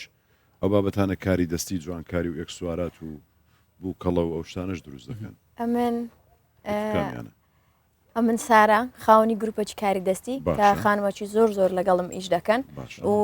لانەخانیشێکە کە لەو ئەندامانێکە لەگەڵە من کار دەکات ئیدی بواری کاری دەستی بابەتەکانی زۆرن چەند خانمت لەگەڵە تقریبا ئێستا بوویتە 350 ئەندام لە هەولێر بەڵێ 350 هەمی دەست ڕەنگین و کارێ دەستیت کن و فروشن ناو گروپ بەڵێ بەڵام 195 ئافرەتە 105ەکەیت کەی پیاوە پیاوشە گوتم باە دەرمان یار هەبیتن نا دەستڕەنجینن تەزبیحی دروست دەکەنەوەوانە هەر باوەکو پاڵ پشتیش لەگەڵمان ئەو 350 یعنی بەردەوام کار و تشتێ وانەتی تەفروتن یانجی بتنی هەموو ناون ئەف ژمارە بابەتەکان جیاوازە لۆ نمونە هەندێکیان لە ماڵی دروست دەکەن بە ئۆنلاین دەفرۆشنەوە و بەشەچیشیان کاتێک لە ماڵی دروست دەکەن ئەمن بازاریان لۆ دەکەم و شوێنەچیان لۆ دابین دەکەم لێن دەردەفرۆشنەوە مەسەرەن بازارەکان چۆن دەکەیەوە ینی لەکوێ چۆنیە شێوازیکردنەوەی بازارەکە بابەتەکان زۆرن ینی لە بواری بازارکردنەکەش لۆ نمونە ئەمن شوێنێکی دائیمیم هەیە ئێستا هەر لەو شێوازە فۆلکلۆریە لە جادەی غەزالیا و ساڵانە لە هاویندا 4 مانگیان 5 مانگ لە پارچی سامی عەبدوڕەحمان دایدەنێم ئەوی شێوازی فۆلکلۆریە بەڵام لەوێن دەریش گەنجێکی زۆر ئافرەتێکی زۆر لی سوودمان دەبی و زائیدەن بەشەکەی دیکەمان ئەو فیستیڤاڵانی لە هەر شوێنێک دەکرێت ئەمە بەشداری دەکەین یاخود لە مۆڵەکان 3 ڕۆژ 4 ڕۆژ وەکو بازارێک لە بۆیان دەکەمەوە دەفرۆشم بۆ ڕەمەزانێک چ بازار هەبینە وەکو ڕەمەزان بەخۆم بەڵێ بازاری زۆر هەیە بەڵام وەک خۆم لە بەرەوەی پاش ڕەمەزانی پلانێکی زۆر گەورەترم هەیە لێ دەبی لە ڕەمەزاندا ئیش بکەم لە بۆ پلانەکە پلانەکە ڕەشماڵێکی کوردی دادەنین فولفۆڵ جوانتریان گەورە بێگومان جوانترە بۆی ڕازنینە بێگومان جوانترە لەبەر ئەوەی ئەمە ئەزمونمان لە ساڵەکان ڕابردوو هەیە هەر ساڵک دەبیشتی جیاوازتر و باشتر بکەین لە ساڵی ڕابردوو لێ ئەو ساڵەکەش بە پلانێکی زۆر تۆکمە لە پارچی سامی عەبدوڕەحمان ئینشاڵڵە دایدەنین بە شێوازێکی فۆلکلۆری و خواردنیشی لەگەڵا بە تایبەتی خواردنی فۆلکلۆری کاری دەستی خواردنە کوردەواریەکان کەلانە و نان و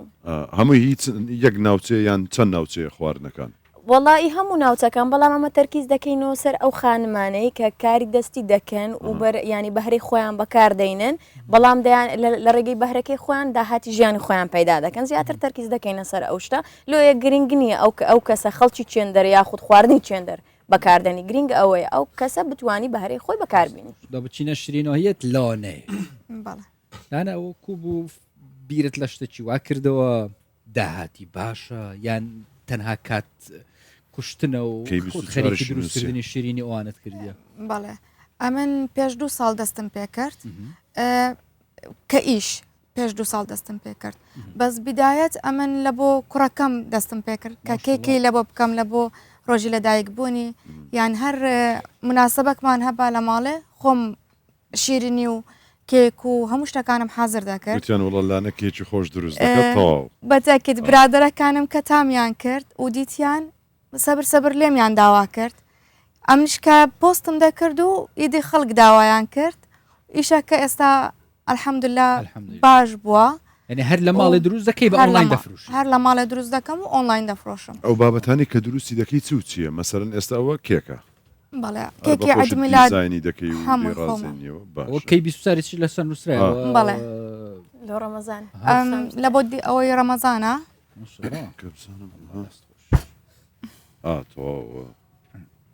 دیکۆرێکی ڕەمەزانیش لەسەر ئەوش ڕەمەزان مبارەک باشە ئەوانە چیسکێکن ئەرەمنەوە دانیشتیمە تەواوە ڕێی کەس ناگرێت ئەوە چیسکێک ئۆریۆ لۆتس فراولە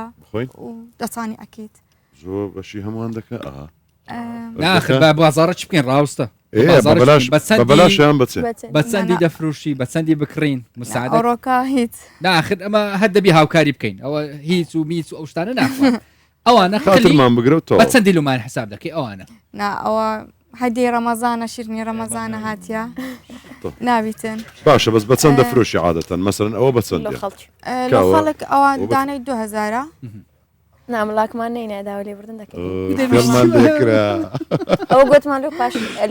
دوای ستیج کولیچە و مینی دۆنەتسم هەیە ئەو لەوێندەرە ئەو گچکان بەڵێ ئەو بەبێ بڵاک دەخۆ بەڵێ ئەوە لە پێشەوەیە مینی دۆنەت ئەو ئاسانە بەڵێ ئەبە هەمی مەسەلەن ئێکی ببێت نوکە لانە بەڵێ نوکە ئێک ببینێت بەرنامەی ببێت داخواست بکرد شتە چاوە داخواست کرد و کەنگی هیر بۆ حاضر کردیم یعنی نی فرێش بوتێنە چێکردن یەکسەر بوتێتە فڕێک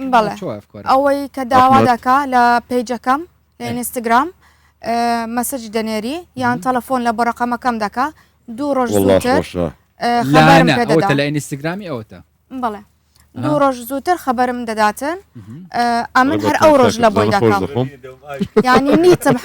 یەکەک ڕەسەن بیاوێتن مەری بەمزانە خۆش دەخۆم ئۆردەر بازارێ بزانین خەڵک ئەگەر ویستی داوا بکات ناگەڕێ یەکێک ویستی داوا بکە ئەو ڕووداوا دەکە 2 ڕۆژی دیکە بووی دێ 2 ڕۆژ زووتر داوا دەکاتن لە من هەر ئەو ڕۆژی لە بۆی حاضر دەکەم و دەگەینم هەمە بەستم ئەو بوو هەر عینەشت دەکە زۆر باشە یانی شتەکان نوێ فرێش ماش بەڵێ هەر ئەو ڕۆژی حاضر دەکرێ هەر پڕێکا سوشال میدیۆی بەڵێ و ژمارێژی ڕقم تەلەفۆنم و لەگەڵ ئینستاگرام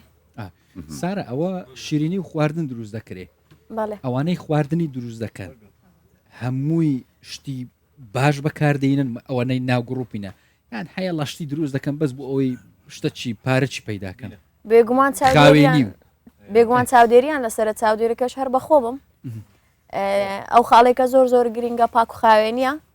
و دوایە تامەکەی بخۆبرە من دوم خواردی زیاد کەم مامۆستا لا نابڕیان چۆکلتە ئەوە بەڵێ نەستەلەیە نەستەلە ئەوەیە قڵی تێدا ئەویش ئەمن لە خۆت ئەوەش هەیە لێرە نەوع چتکە شیرینیە پێی دەڵێن پۆپسکڵ هەر ئەوش کێکە والله ئەو شتانی کە دەکڕی وڵاتانی دیکە بەخوای ئەوە تامی زۆر خۆشترە پاکێجینگ و ئەوانە چون بۆیان دروست دەکەی خۆت ئەوە پاکێجیک هەمووی لە دەرە دەینم لێرە نییە بەدەست ناکەویتن هەمووی لە دەرێ ئۆنلاین داوا دەکەم بۆکسێکان هەموو شتەکان باش پلانی داهاتوو مەسەرەن بە تەمایتی هەر ئەوە بە ئۆنلاین بفرۆشەوە لە ماڵی دروستکات تێ بە تەمای بەتاکد پلانی گەورەتر هەیە بەس حالیان سەبر حتا ئیشەکە گەورەتر دەبیتن ئینشاڵڵا لا داهاتوو بە هاوکاری من پێک یعنی پلانۆتە جهەکە شرینەوە یاوەکی ئینشاڵڵا نوکە چ تستەکەی شتەکیمە تو وێ پلۆنی دەستپێنۆکی تشتەکەمە هەتا ئێستا ئەو پلانە دەستپێ نەکردو شوێنێک دابنرێ ناتوانی لانی دارەیەەکە یان ناتوانانی لەبەر ماڵ و منداڵ ئەوانە لاینی داراییەکە تەسیری هەیە چونکە ئەگە تو جەیەکی دانی ئیشیرنی زۆر مەصرفی دەوێتن ئیشی زۆر دەوێتن وەختی دەوێتن ئێستافی دەوێ دەبی ئەوە هەمووی بە ینی جەدووەلێکی لە بۆدانەی هەتا جێکی ئەو هەبکەیەوە و مشتری خۆت پێیاکەی و سیقەی مشتریەکانت ینی پێیا بکەی والله سیقەی پێیاکەن کاکە بەخۆی زۆر خۆشە وڵی جێک سەربی ئەمریکەم کەسم چەند جوانی باشە جگە لە خۆت کەسی دیکەت فێر کردیەت و لەگەڵت بەشداربی ئەو بابەتانە دروست وڵا هەر خۆمم جارە کەس فێنە سڕ المهنەیە سڕ المهنەیە هەندێک شت ڕاستە و تامەی لەوەی هەیە یعنی کەشفکەی لەوانەیە خۆی هەر کەسێک ئەگەر سری ئیشی خۆی کەشفکە ئەوە ئەکید سەر ناکەویتە کە هەم ئەمن شتەکەم هەیە ئەو دۆنەتەی کە دەکەم تامەکی خاصی هەیە ئەگەر من ئەو تامەی کەشف بکەم ئەوە زۆر دەبیتن ناوڵە کەشف مەکە ئەو جێستا کوبلەی تاکە بەخوای ئەوە مادەم بابەت سوشال میدیا بە ئەمنیش هەر لە سوشال میدیای باسکەم ئەvە مینی دوونۆتن هەر کەسەکێ ببێت لۆنەی بلا بخۆت تەڵاب کرد بەجددی زۆر جوانە بینە پێش تەلەفۆن و تەرتیبات و هەموو شت یوزەرنێمەکەشی لەسەرەوە نیە ئینستاگرامە بەڵێ ئینستاگرام ئەکاونت لەگەڵ ژمارە مۆبایل بینە پێش با دیاربی منی دۆنەتسانە هەر ڕەنگەک بیانەوە هەر دیزاینەک دەتانین بکەین هەر ڕسمەک لەسەری بیانەوە پرەن دەکەین دادەنین ئەو پۆپسکلانە عیناشت هەر ڕەنگەک بیانەوێ هەر تامەک سارەخان چەندن ئەو هەتاکەن جێمتان بە بیردێتەوە خەریکی خواردن سەرەتا هەر خەریکی قسەکردنی سەر ها لە بەرچاومانە دەمانەوێت باسی هەمووی بکەین چەندن ئەو کەسانەی سەرەتا بە پرۆژەیەکی بچووکیان دەست پێ کردو ئێستا خاوەن دوکان و شوێنی خۆیانن لەناو گرۆپی ئێوە بە شانازیەوە ڕێژەی زۆرمان هەیە لە سفرۆ دەستیان پێکردێ ئێستا خاوەنی بزنسی خۆیانن بە تایبەتی کە دوکانیان هەیە یاخود شوێنەکی بڵین فێرکاریان دروست کردیە ئەو بابەتانەمان زۆرن شاڵە لە ئاڵلقەکانی داهاتوولانی زۆربەی ئەندامەکان بیان بینن چون بۆ ئەتوو بەخود فکرت لەوە کردەوە گرۆپێکی وادا بنێ پێشتریش هەر قسەمان کردیە لەسەر بابەتە بەس ڕەنگە بۆ ئەوانی تازدەدی بینێن مەسەن کچێک گەنجێک گرۆپێکی ئەوەندە گەورە دابنێ ئەو هەموو خەڵکە لە ناوێبی سەرەتا چوم و دەست پێ کرد سەرەتایەکەی کاتێککە ئەمن کولیم تاوا کرد دامەزراندن نەما ئیدی بەخۆم هەر لە ماڵی فێری داکەم فێری سوف و چنینی کردم هەر تقریبان لەگەڵ داکەم و خوشکم دروستمان کردی هەمومان پێکەوە پاشان فکرم کردەوە لەوە بە هەر بە خۆم سوودی لێ ببینم با کۆمەڵە گەنجەی لەگەڵ خۆم یعنی فێریان بکەین و بتوانن سود لە بەهری خۆیان ببین ئیدی خەریکی وەرکشۆپێک بووین کردمانەوە گەنجێکی زۆرمان فێر کرد بەردەوامووی تقریبان ئەوە لە ناو هەفتەم ساڵین کە ئەو گروپم هەیە بە ناوی سارا گروپ ئیدی خەڵکی هەولێرێ باش دەیان ناسن دەبرایم قسام درستکردنەوە بیکەکەەوە چەند دەم پێ دەبێت وەخت وەڵا ئەوە دوو ڕۆژ دەوێتن چونکە کوالیتیەکەی زۆر بەرزە ئەوەیان و هەم سەلامەت شەلۆ منداڵەکان بەکەی خۆیان دەتوانن بەکاری بینن هیچ زیانەچی نییە هیچ بوو دەتوانی بیشۆی شوشنەکەشی نرخۆ بپرسم یاژیت سەکەتۆی ئاسایە بە چەندی ئەوە مەسەن ئەوەیان لەبەرەوەی کوالێتی زۆر بەرزە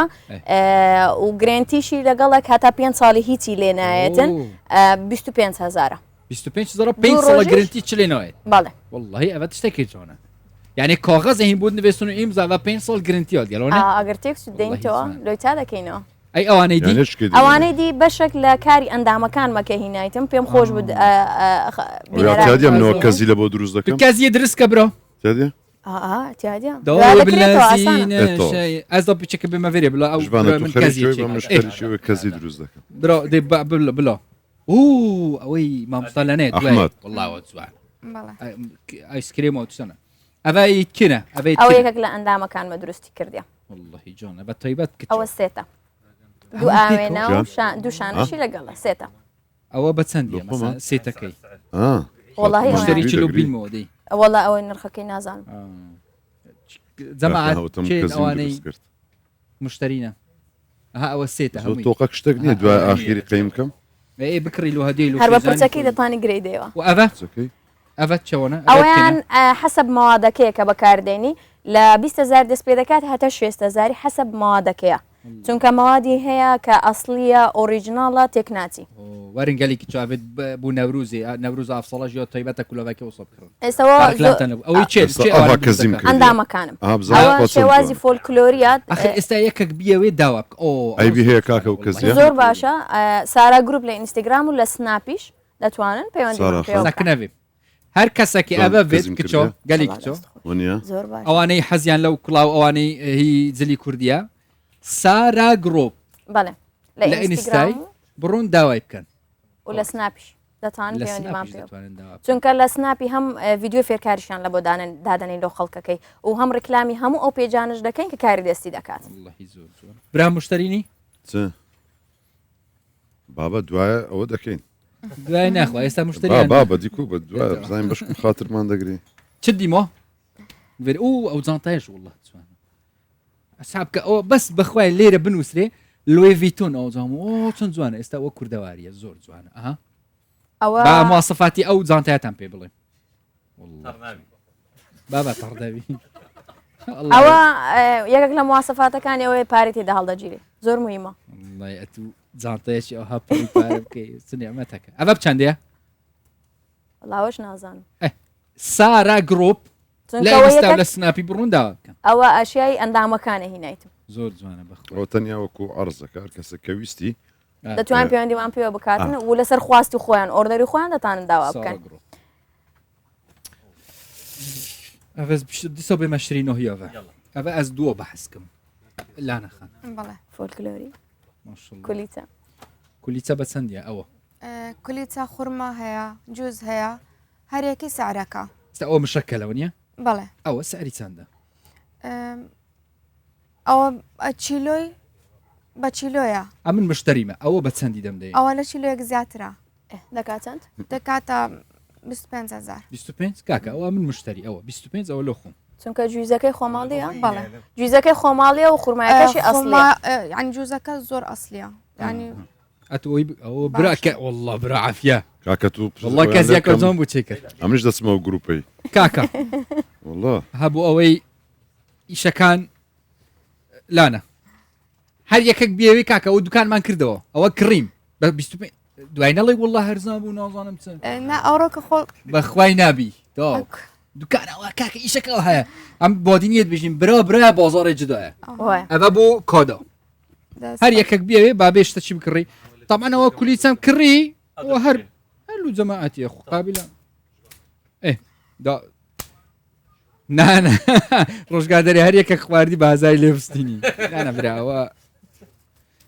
یەت کولیچەی خورمایە بەڵێ و جوز گوێس والله عافیە مامۆستا تامی کە بزانە کووە ینی خوورمایەکە نوعەتی زۆر باشە بەخێری خۆت هەنیە دەست جوزەکەش نوعەتی زۆر باشە ئەو بووکە مشتری هەیە ئەو بیکوێ مشتری هەیە یاڵڵا چیە مشتری ئەوەی ئەحمەد چەند 25 باشە یان کە مساعدە چ بکەم کێمتر چیت بت 24 نابا 20 بقینە والله عافیە 5,000 مینە خوارد چ دەوێ برا چ دەوێ سەفەری ئەڤە بیکەک چوو ئەو 5,000 خوردت پێە دوای بیدێ دوای بیدێ دەوی بیدێ یاڵڵا مشتری بە گرنتیەوە والله شتەشی دەرەجیەکم ئەو چیەوە ئەوە خوورمایە خورما بە شوکلێت چی دەوێ بە چەندە باوی تێدایە خورما بۆ هیف چوکلێت مشتری چیە بە چەندیاوە بە 15 بە 15 والله بینە 15,000 بیکەینە بە زیادکردن 15 چێ زیاتر نانە 15 تا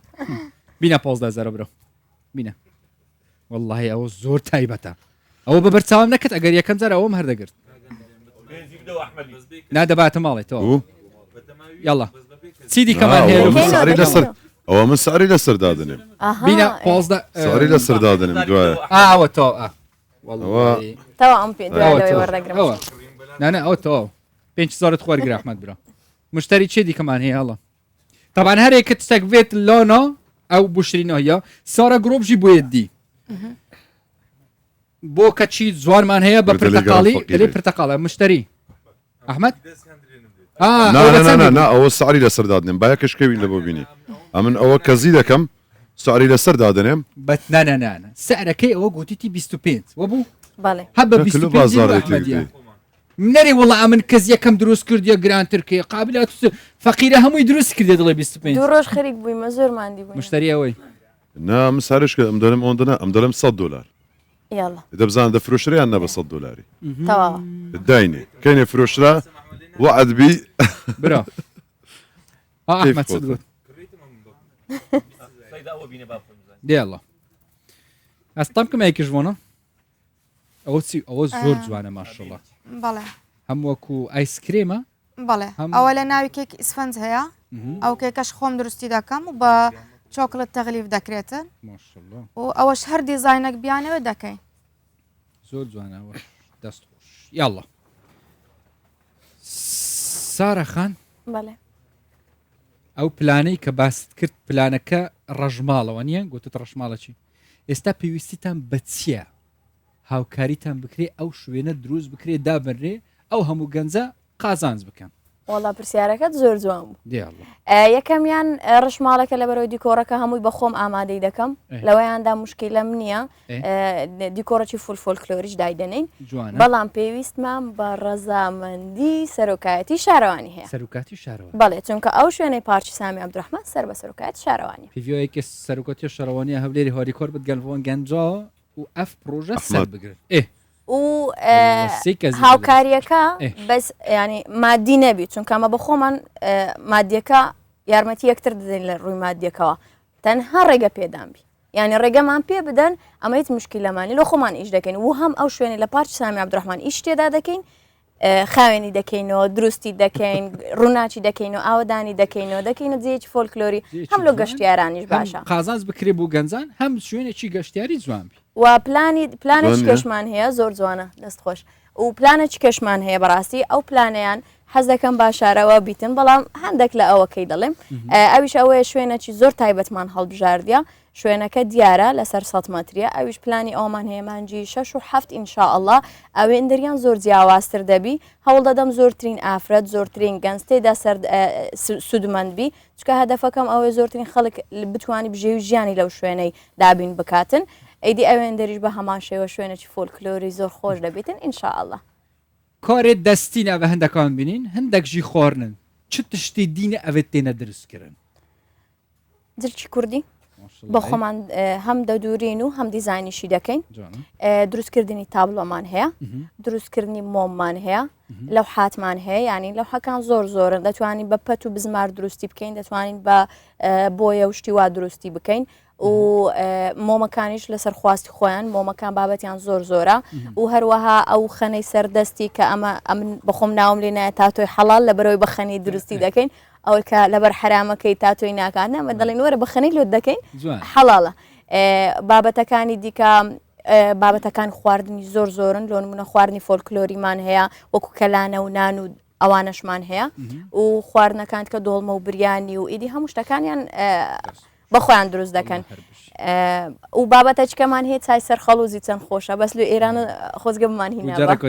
ئینشاءالله لاانە ماڵ و منداڵ و خێزان و ئەفکۆرەژی هوسا چۆوە مەسەن هەواری کۆریۆتە تێتەکردن ناو ماڵەدا چونکی پشتگیری دانا ماڵێ ئەس باردکەم پاڵ پشتی پشتەوانیە کە گەلەکە باشە چۆیە خۆی ئەو کارە ئەمە خۆم فەرمانبەریشم بەیانیان داوامم هەیە و پاشی ئەو کارە دەکەم لە ماڵێ خانەوادەکەم زۆر زۆر هاوکارمن بەتەنێ ئەو ئیشە ناکرێ ئەگەر خانەوادەکەت ئایلەکەت لەگەڵت نەبن پشتت نەبن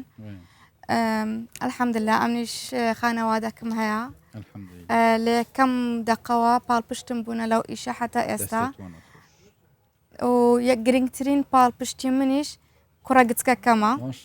کە زۆر شانازی بە من دەکا زۆر سان بەڵێ زۆر شانازی بە ئیشەکەم دەکا ئەوە جیان بەستش تۆ بێسەر و بەرد کرد نا عاقڵە هەر بهێلت کوبڵی مهنەکەی سەبر وا فێر دەبیتن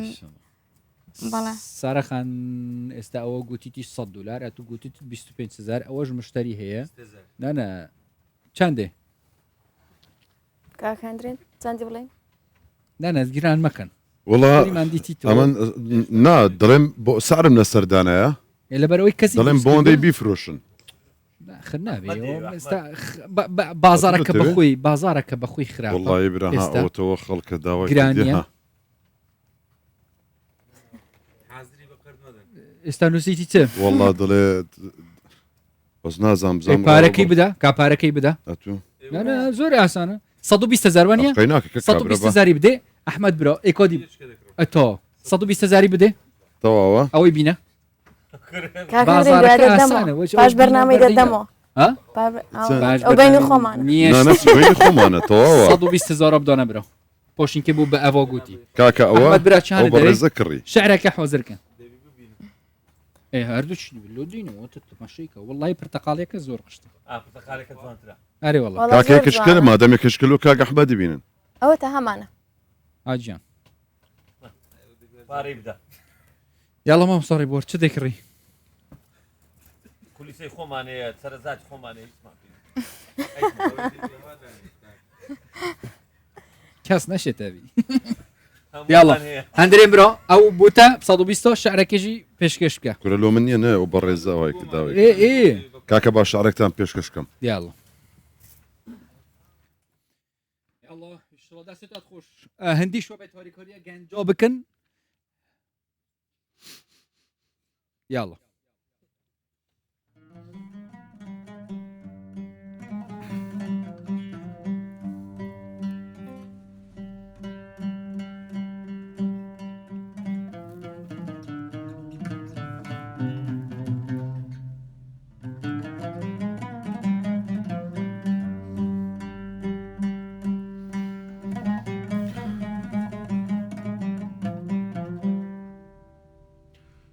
ئەوی ئەمڕۆ بە دەوری تەختیایە هەلهەلەی مەخلووق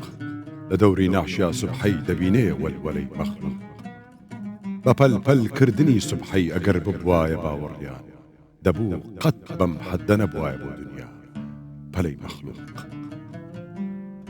دەخاتە فکری ئەهلی معریفەت شێوەی دەجاڵ و الحەق دەبینێ بەعزاش خاسێ بەدوویە خەرگەلەی مەخلووق وها پڕ فتنە بوو عالم کە ئیبلیسێکی وەک ئیبلیس نەماوە مەئمەنی غەیری کڵێشە و کەڵکەڵەی مەخلووق لە پەردەی جلوەیەک تا ڕوون مایە شۆڕی سەد مەحشەر نیقابێ لادە لەو چێهرە ببینە زەلزەلەی مەخلووق بە ئاوی تێگەیشتنی ئەمە دنیا هەر سەرابێ هەموو دەشتم بە خنکان و لە وشکیشە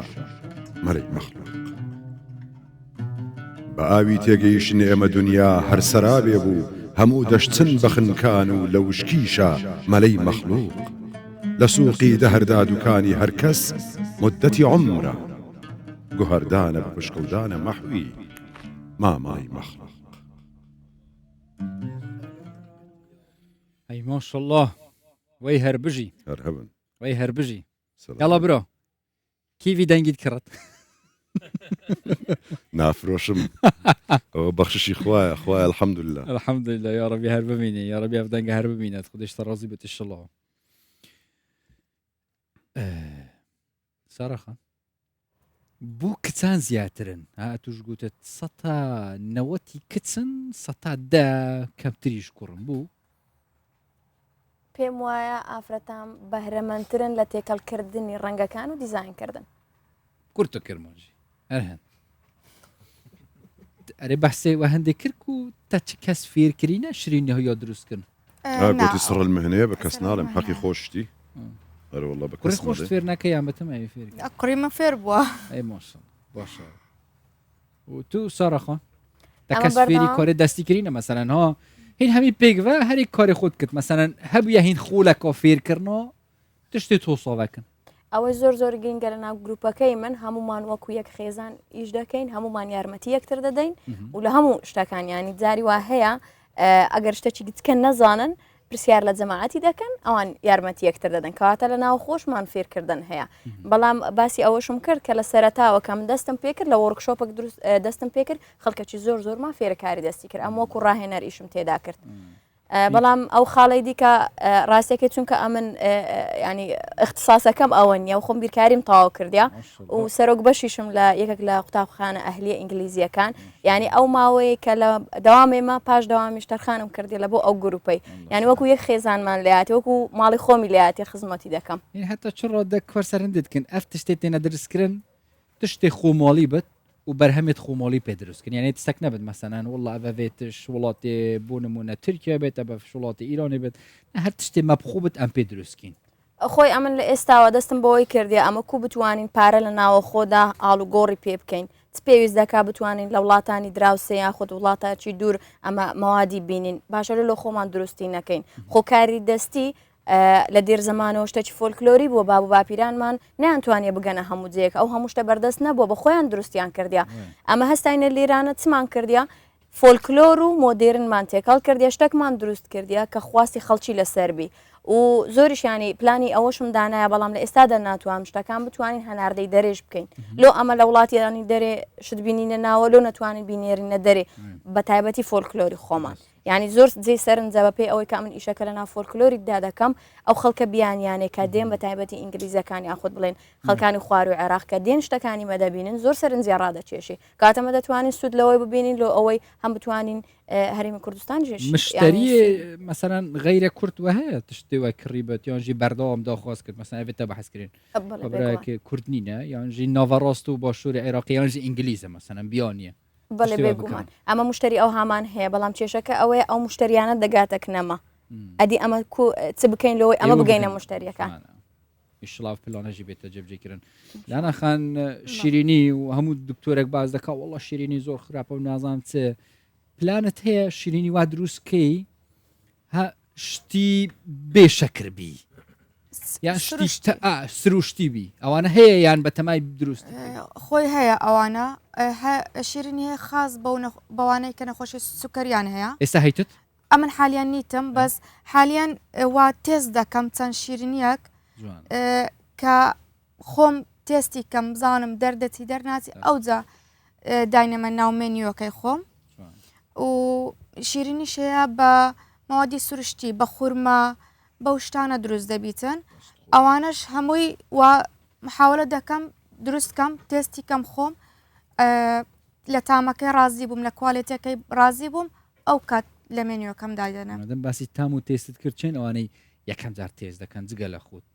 جگە لە خۆم سەرەنها لێژنەیەک هەیە لە ماڵێ وڵڵا کا تێستی کەم زانە ئەوە کووەکوونیە بە چەندی بفرۆشین خانەوادەکەم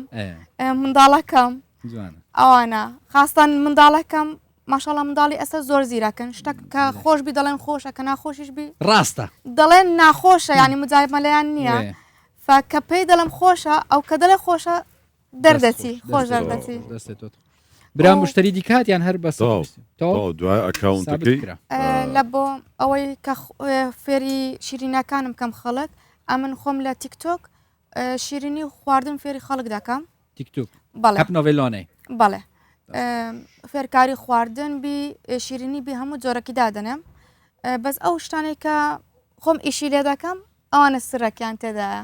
گەلە گەلە کەیفۆمەهاتی نەفشەوەر وێرە بین شڵا ببینین بازارێت مەزن سەرڕاستە کوردستانی و سەرڕاستە ناوچێژی هین vekن خاوەن براندی خۆتان و گەلە گەلک سپاس بووە گەلە گەلە خوشحاڵ بین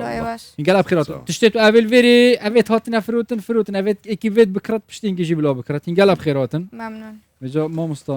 تشتێکی تایبەت بدێ بە لە ئەو بەڕێزی بنێرم خۆم ئەوجا ئەویان هەر ڕقەمەکەی بدێ لە ئەکاونت مامۆستا فەرموو بلاو بازاری ڕقەمەکەی بنووس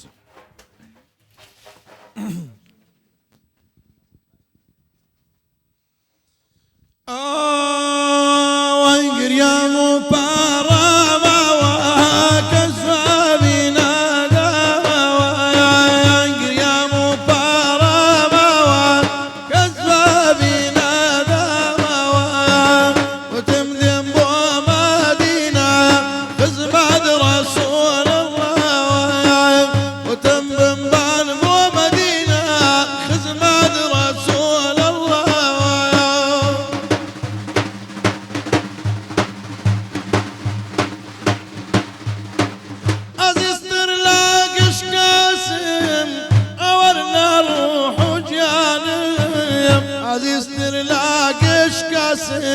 والله لا روح وجانية وش حالم لا مدينة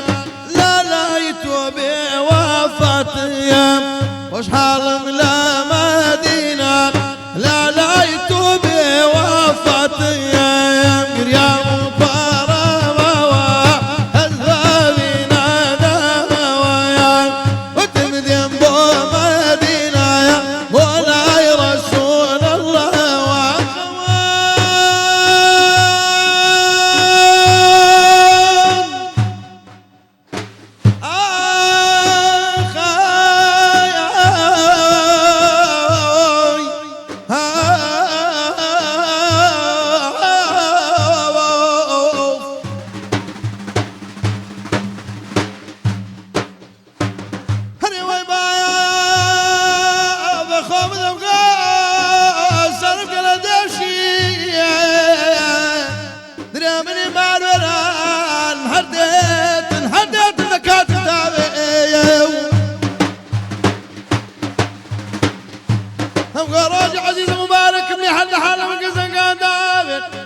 شوق وسبق خوج ذا قبرستان بقيع وانا ذكرنا واخذ من حضرة رسول الله مع المدينة نبغى بحد يا ابو الموكل الشاربين ولا مؤمر قدك يا حضرة رسول الله مع المدينة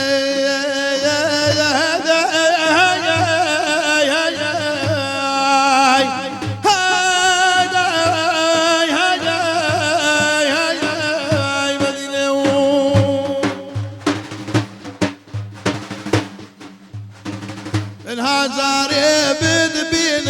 مكافي يا بو هزاري بدبين مجال كافي يا ابو حياتي هرسن بالزاهر دور بلا بروح للاتي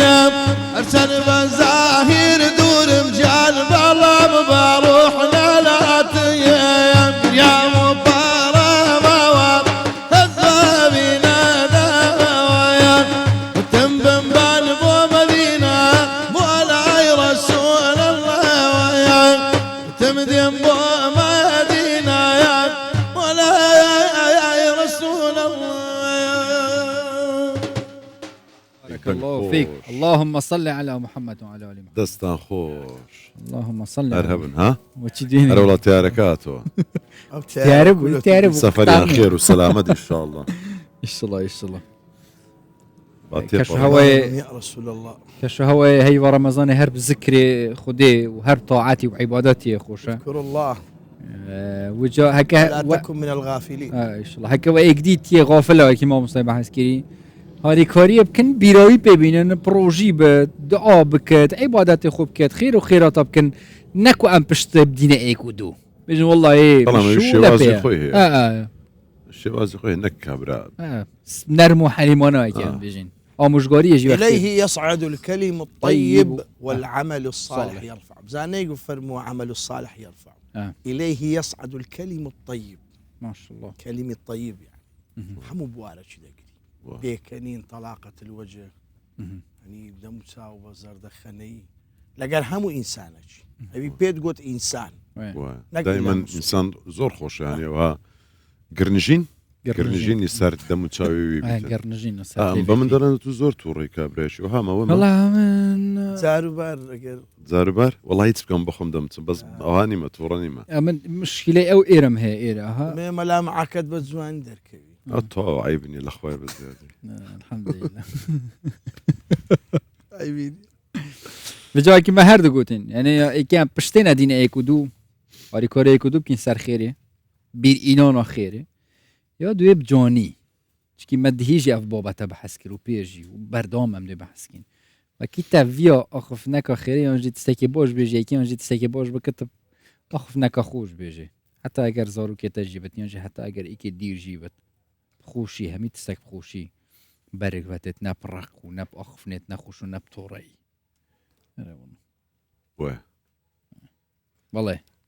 چه سده امام صاری وار بری قصه که بینه خوي براندو بخوا زيرك بخوا اشتك هبوا بيني خوتنا بس دي بري تصبوا يز والله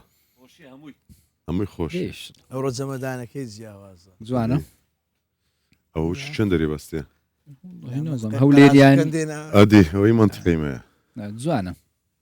قلت باقي ترككم كما هولير يعني وخوشنا ودزي او منطقيه روجار روجار زمداني زور زوان ده بس جالكس باس روجار تشتكي طيبت قال دفي دمو ما بيشكيشكي تشي افشفه كهان ما يكلبه بدفو خوت دفيش بس والله دبيدي سام بتشوي بندر مامس كاكا او مشكله كحل ياك دقه داتي او تو ايه ام جودر مدرم اوي دبم تو اوي لابم اوي لابم اوي لابم تو باش هاي بارك الله فيك يلا يلا توابا لو خوي هاد ما يجي لبرا بقري روجار الربار جانت نزيد شي لبي بقري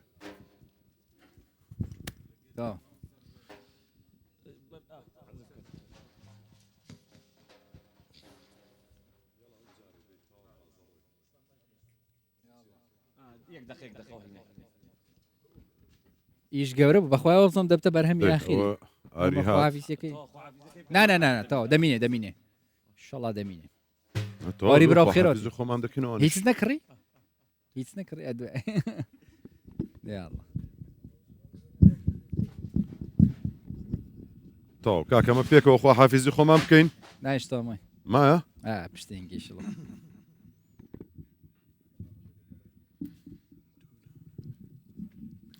يلا تواو ديقر تواو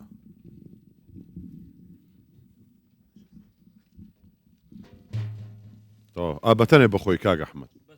بس بخوي نقول استراحة كان يلا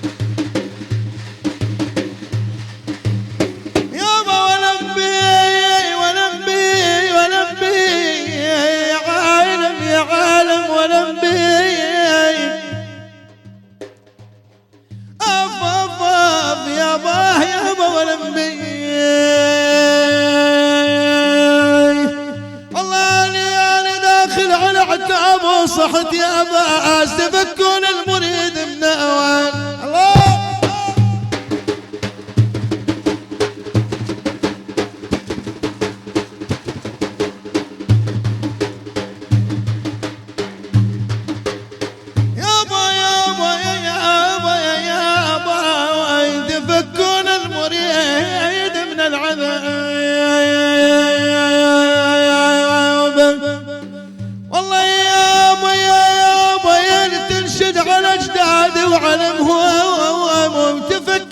الغربي والشرقي علمهم هذا ليش عيوني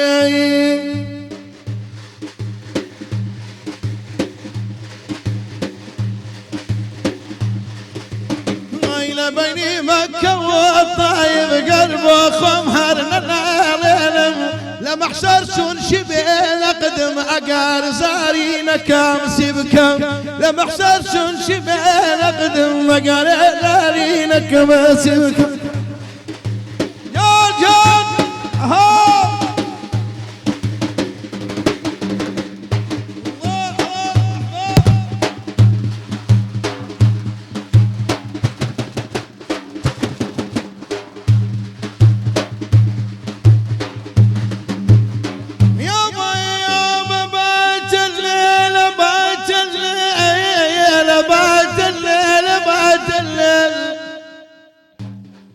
يا بابات الليل وهمومي علينا وعنا واحبابي خايف يا قلبي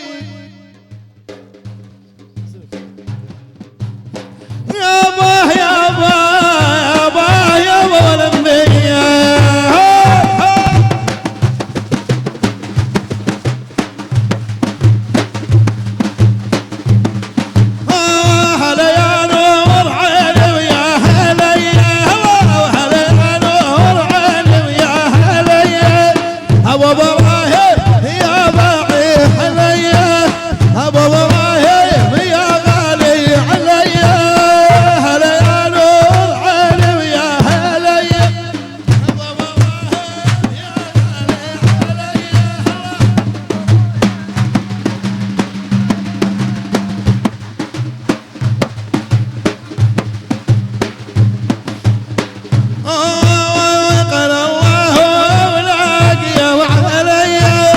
ابو ابراهيم يا غالي علي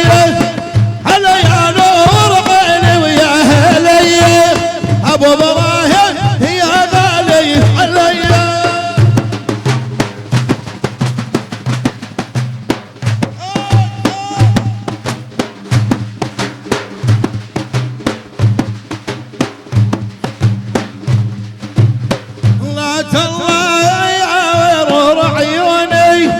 صلاة الله يا نور عيوني ابو ابراهيم يا قرة عيوني ابو ابراهيم يا قرة عيوني الله هلا يا نور عيني ويا هلي هلا يا نور عيني ويا هلي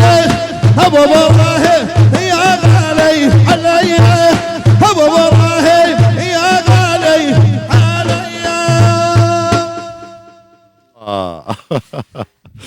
ما عندي نبي يا اخو دستا اي ما شاء الله اي ما شاء الله او هيز لبلان دانابو او هيز ل او شتي كلا بردي زور مين كلا كلا بلان كرملي نكر يا اخو دستا روابك كرملي نكر والله دبي كاكا قرها مش شويش نبي يقدو شو زارك او شتي اجواء اي دوباره بكنا بس من دفع كملي نبا منش دقلت فيهم خوش پاشیوا هفته بی ویگر مگوریه ایشلا خود قبیل کت ایشلا خود رژیم نویجت همیلا که قبیل کتو دعا سلام علیکم و رحمت الله وبرکاته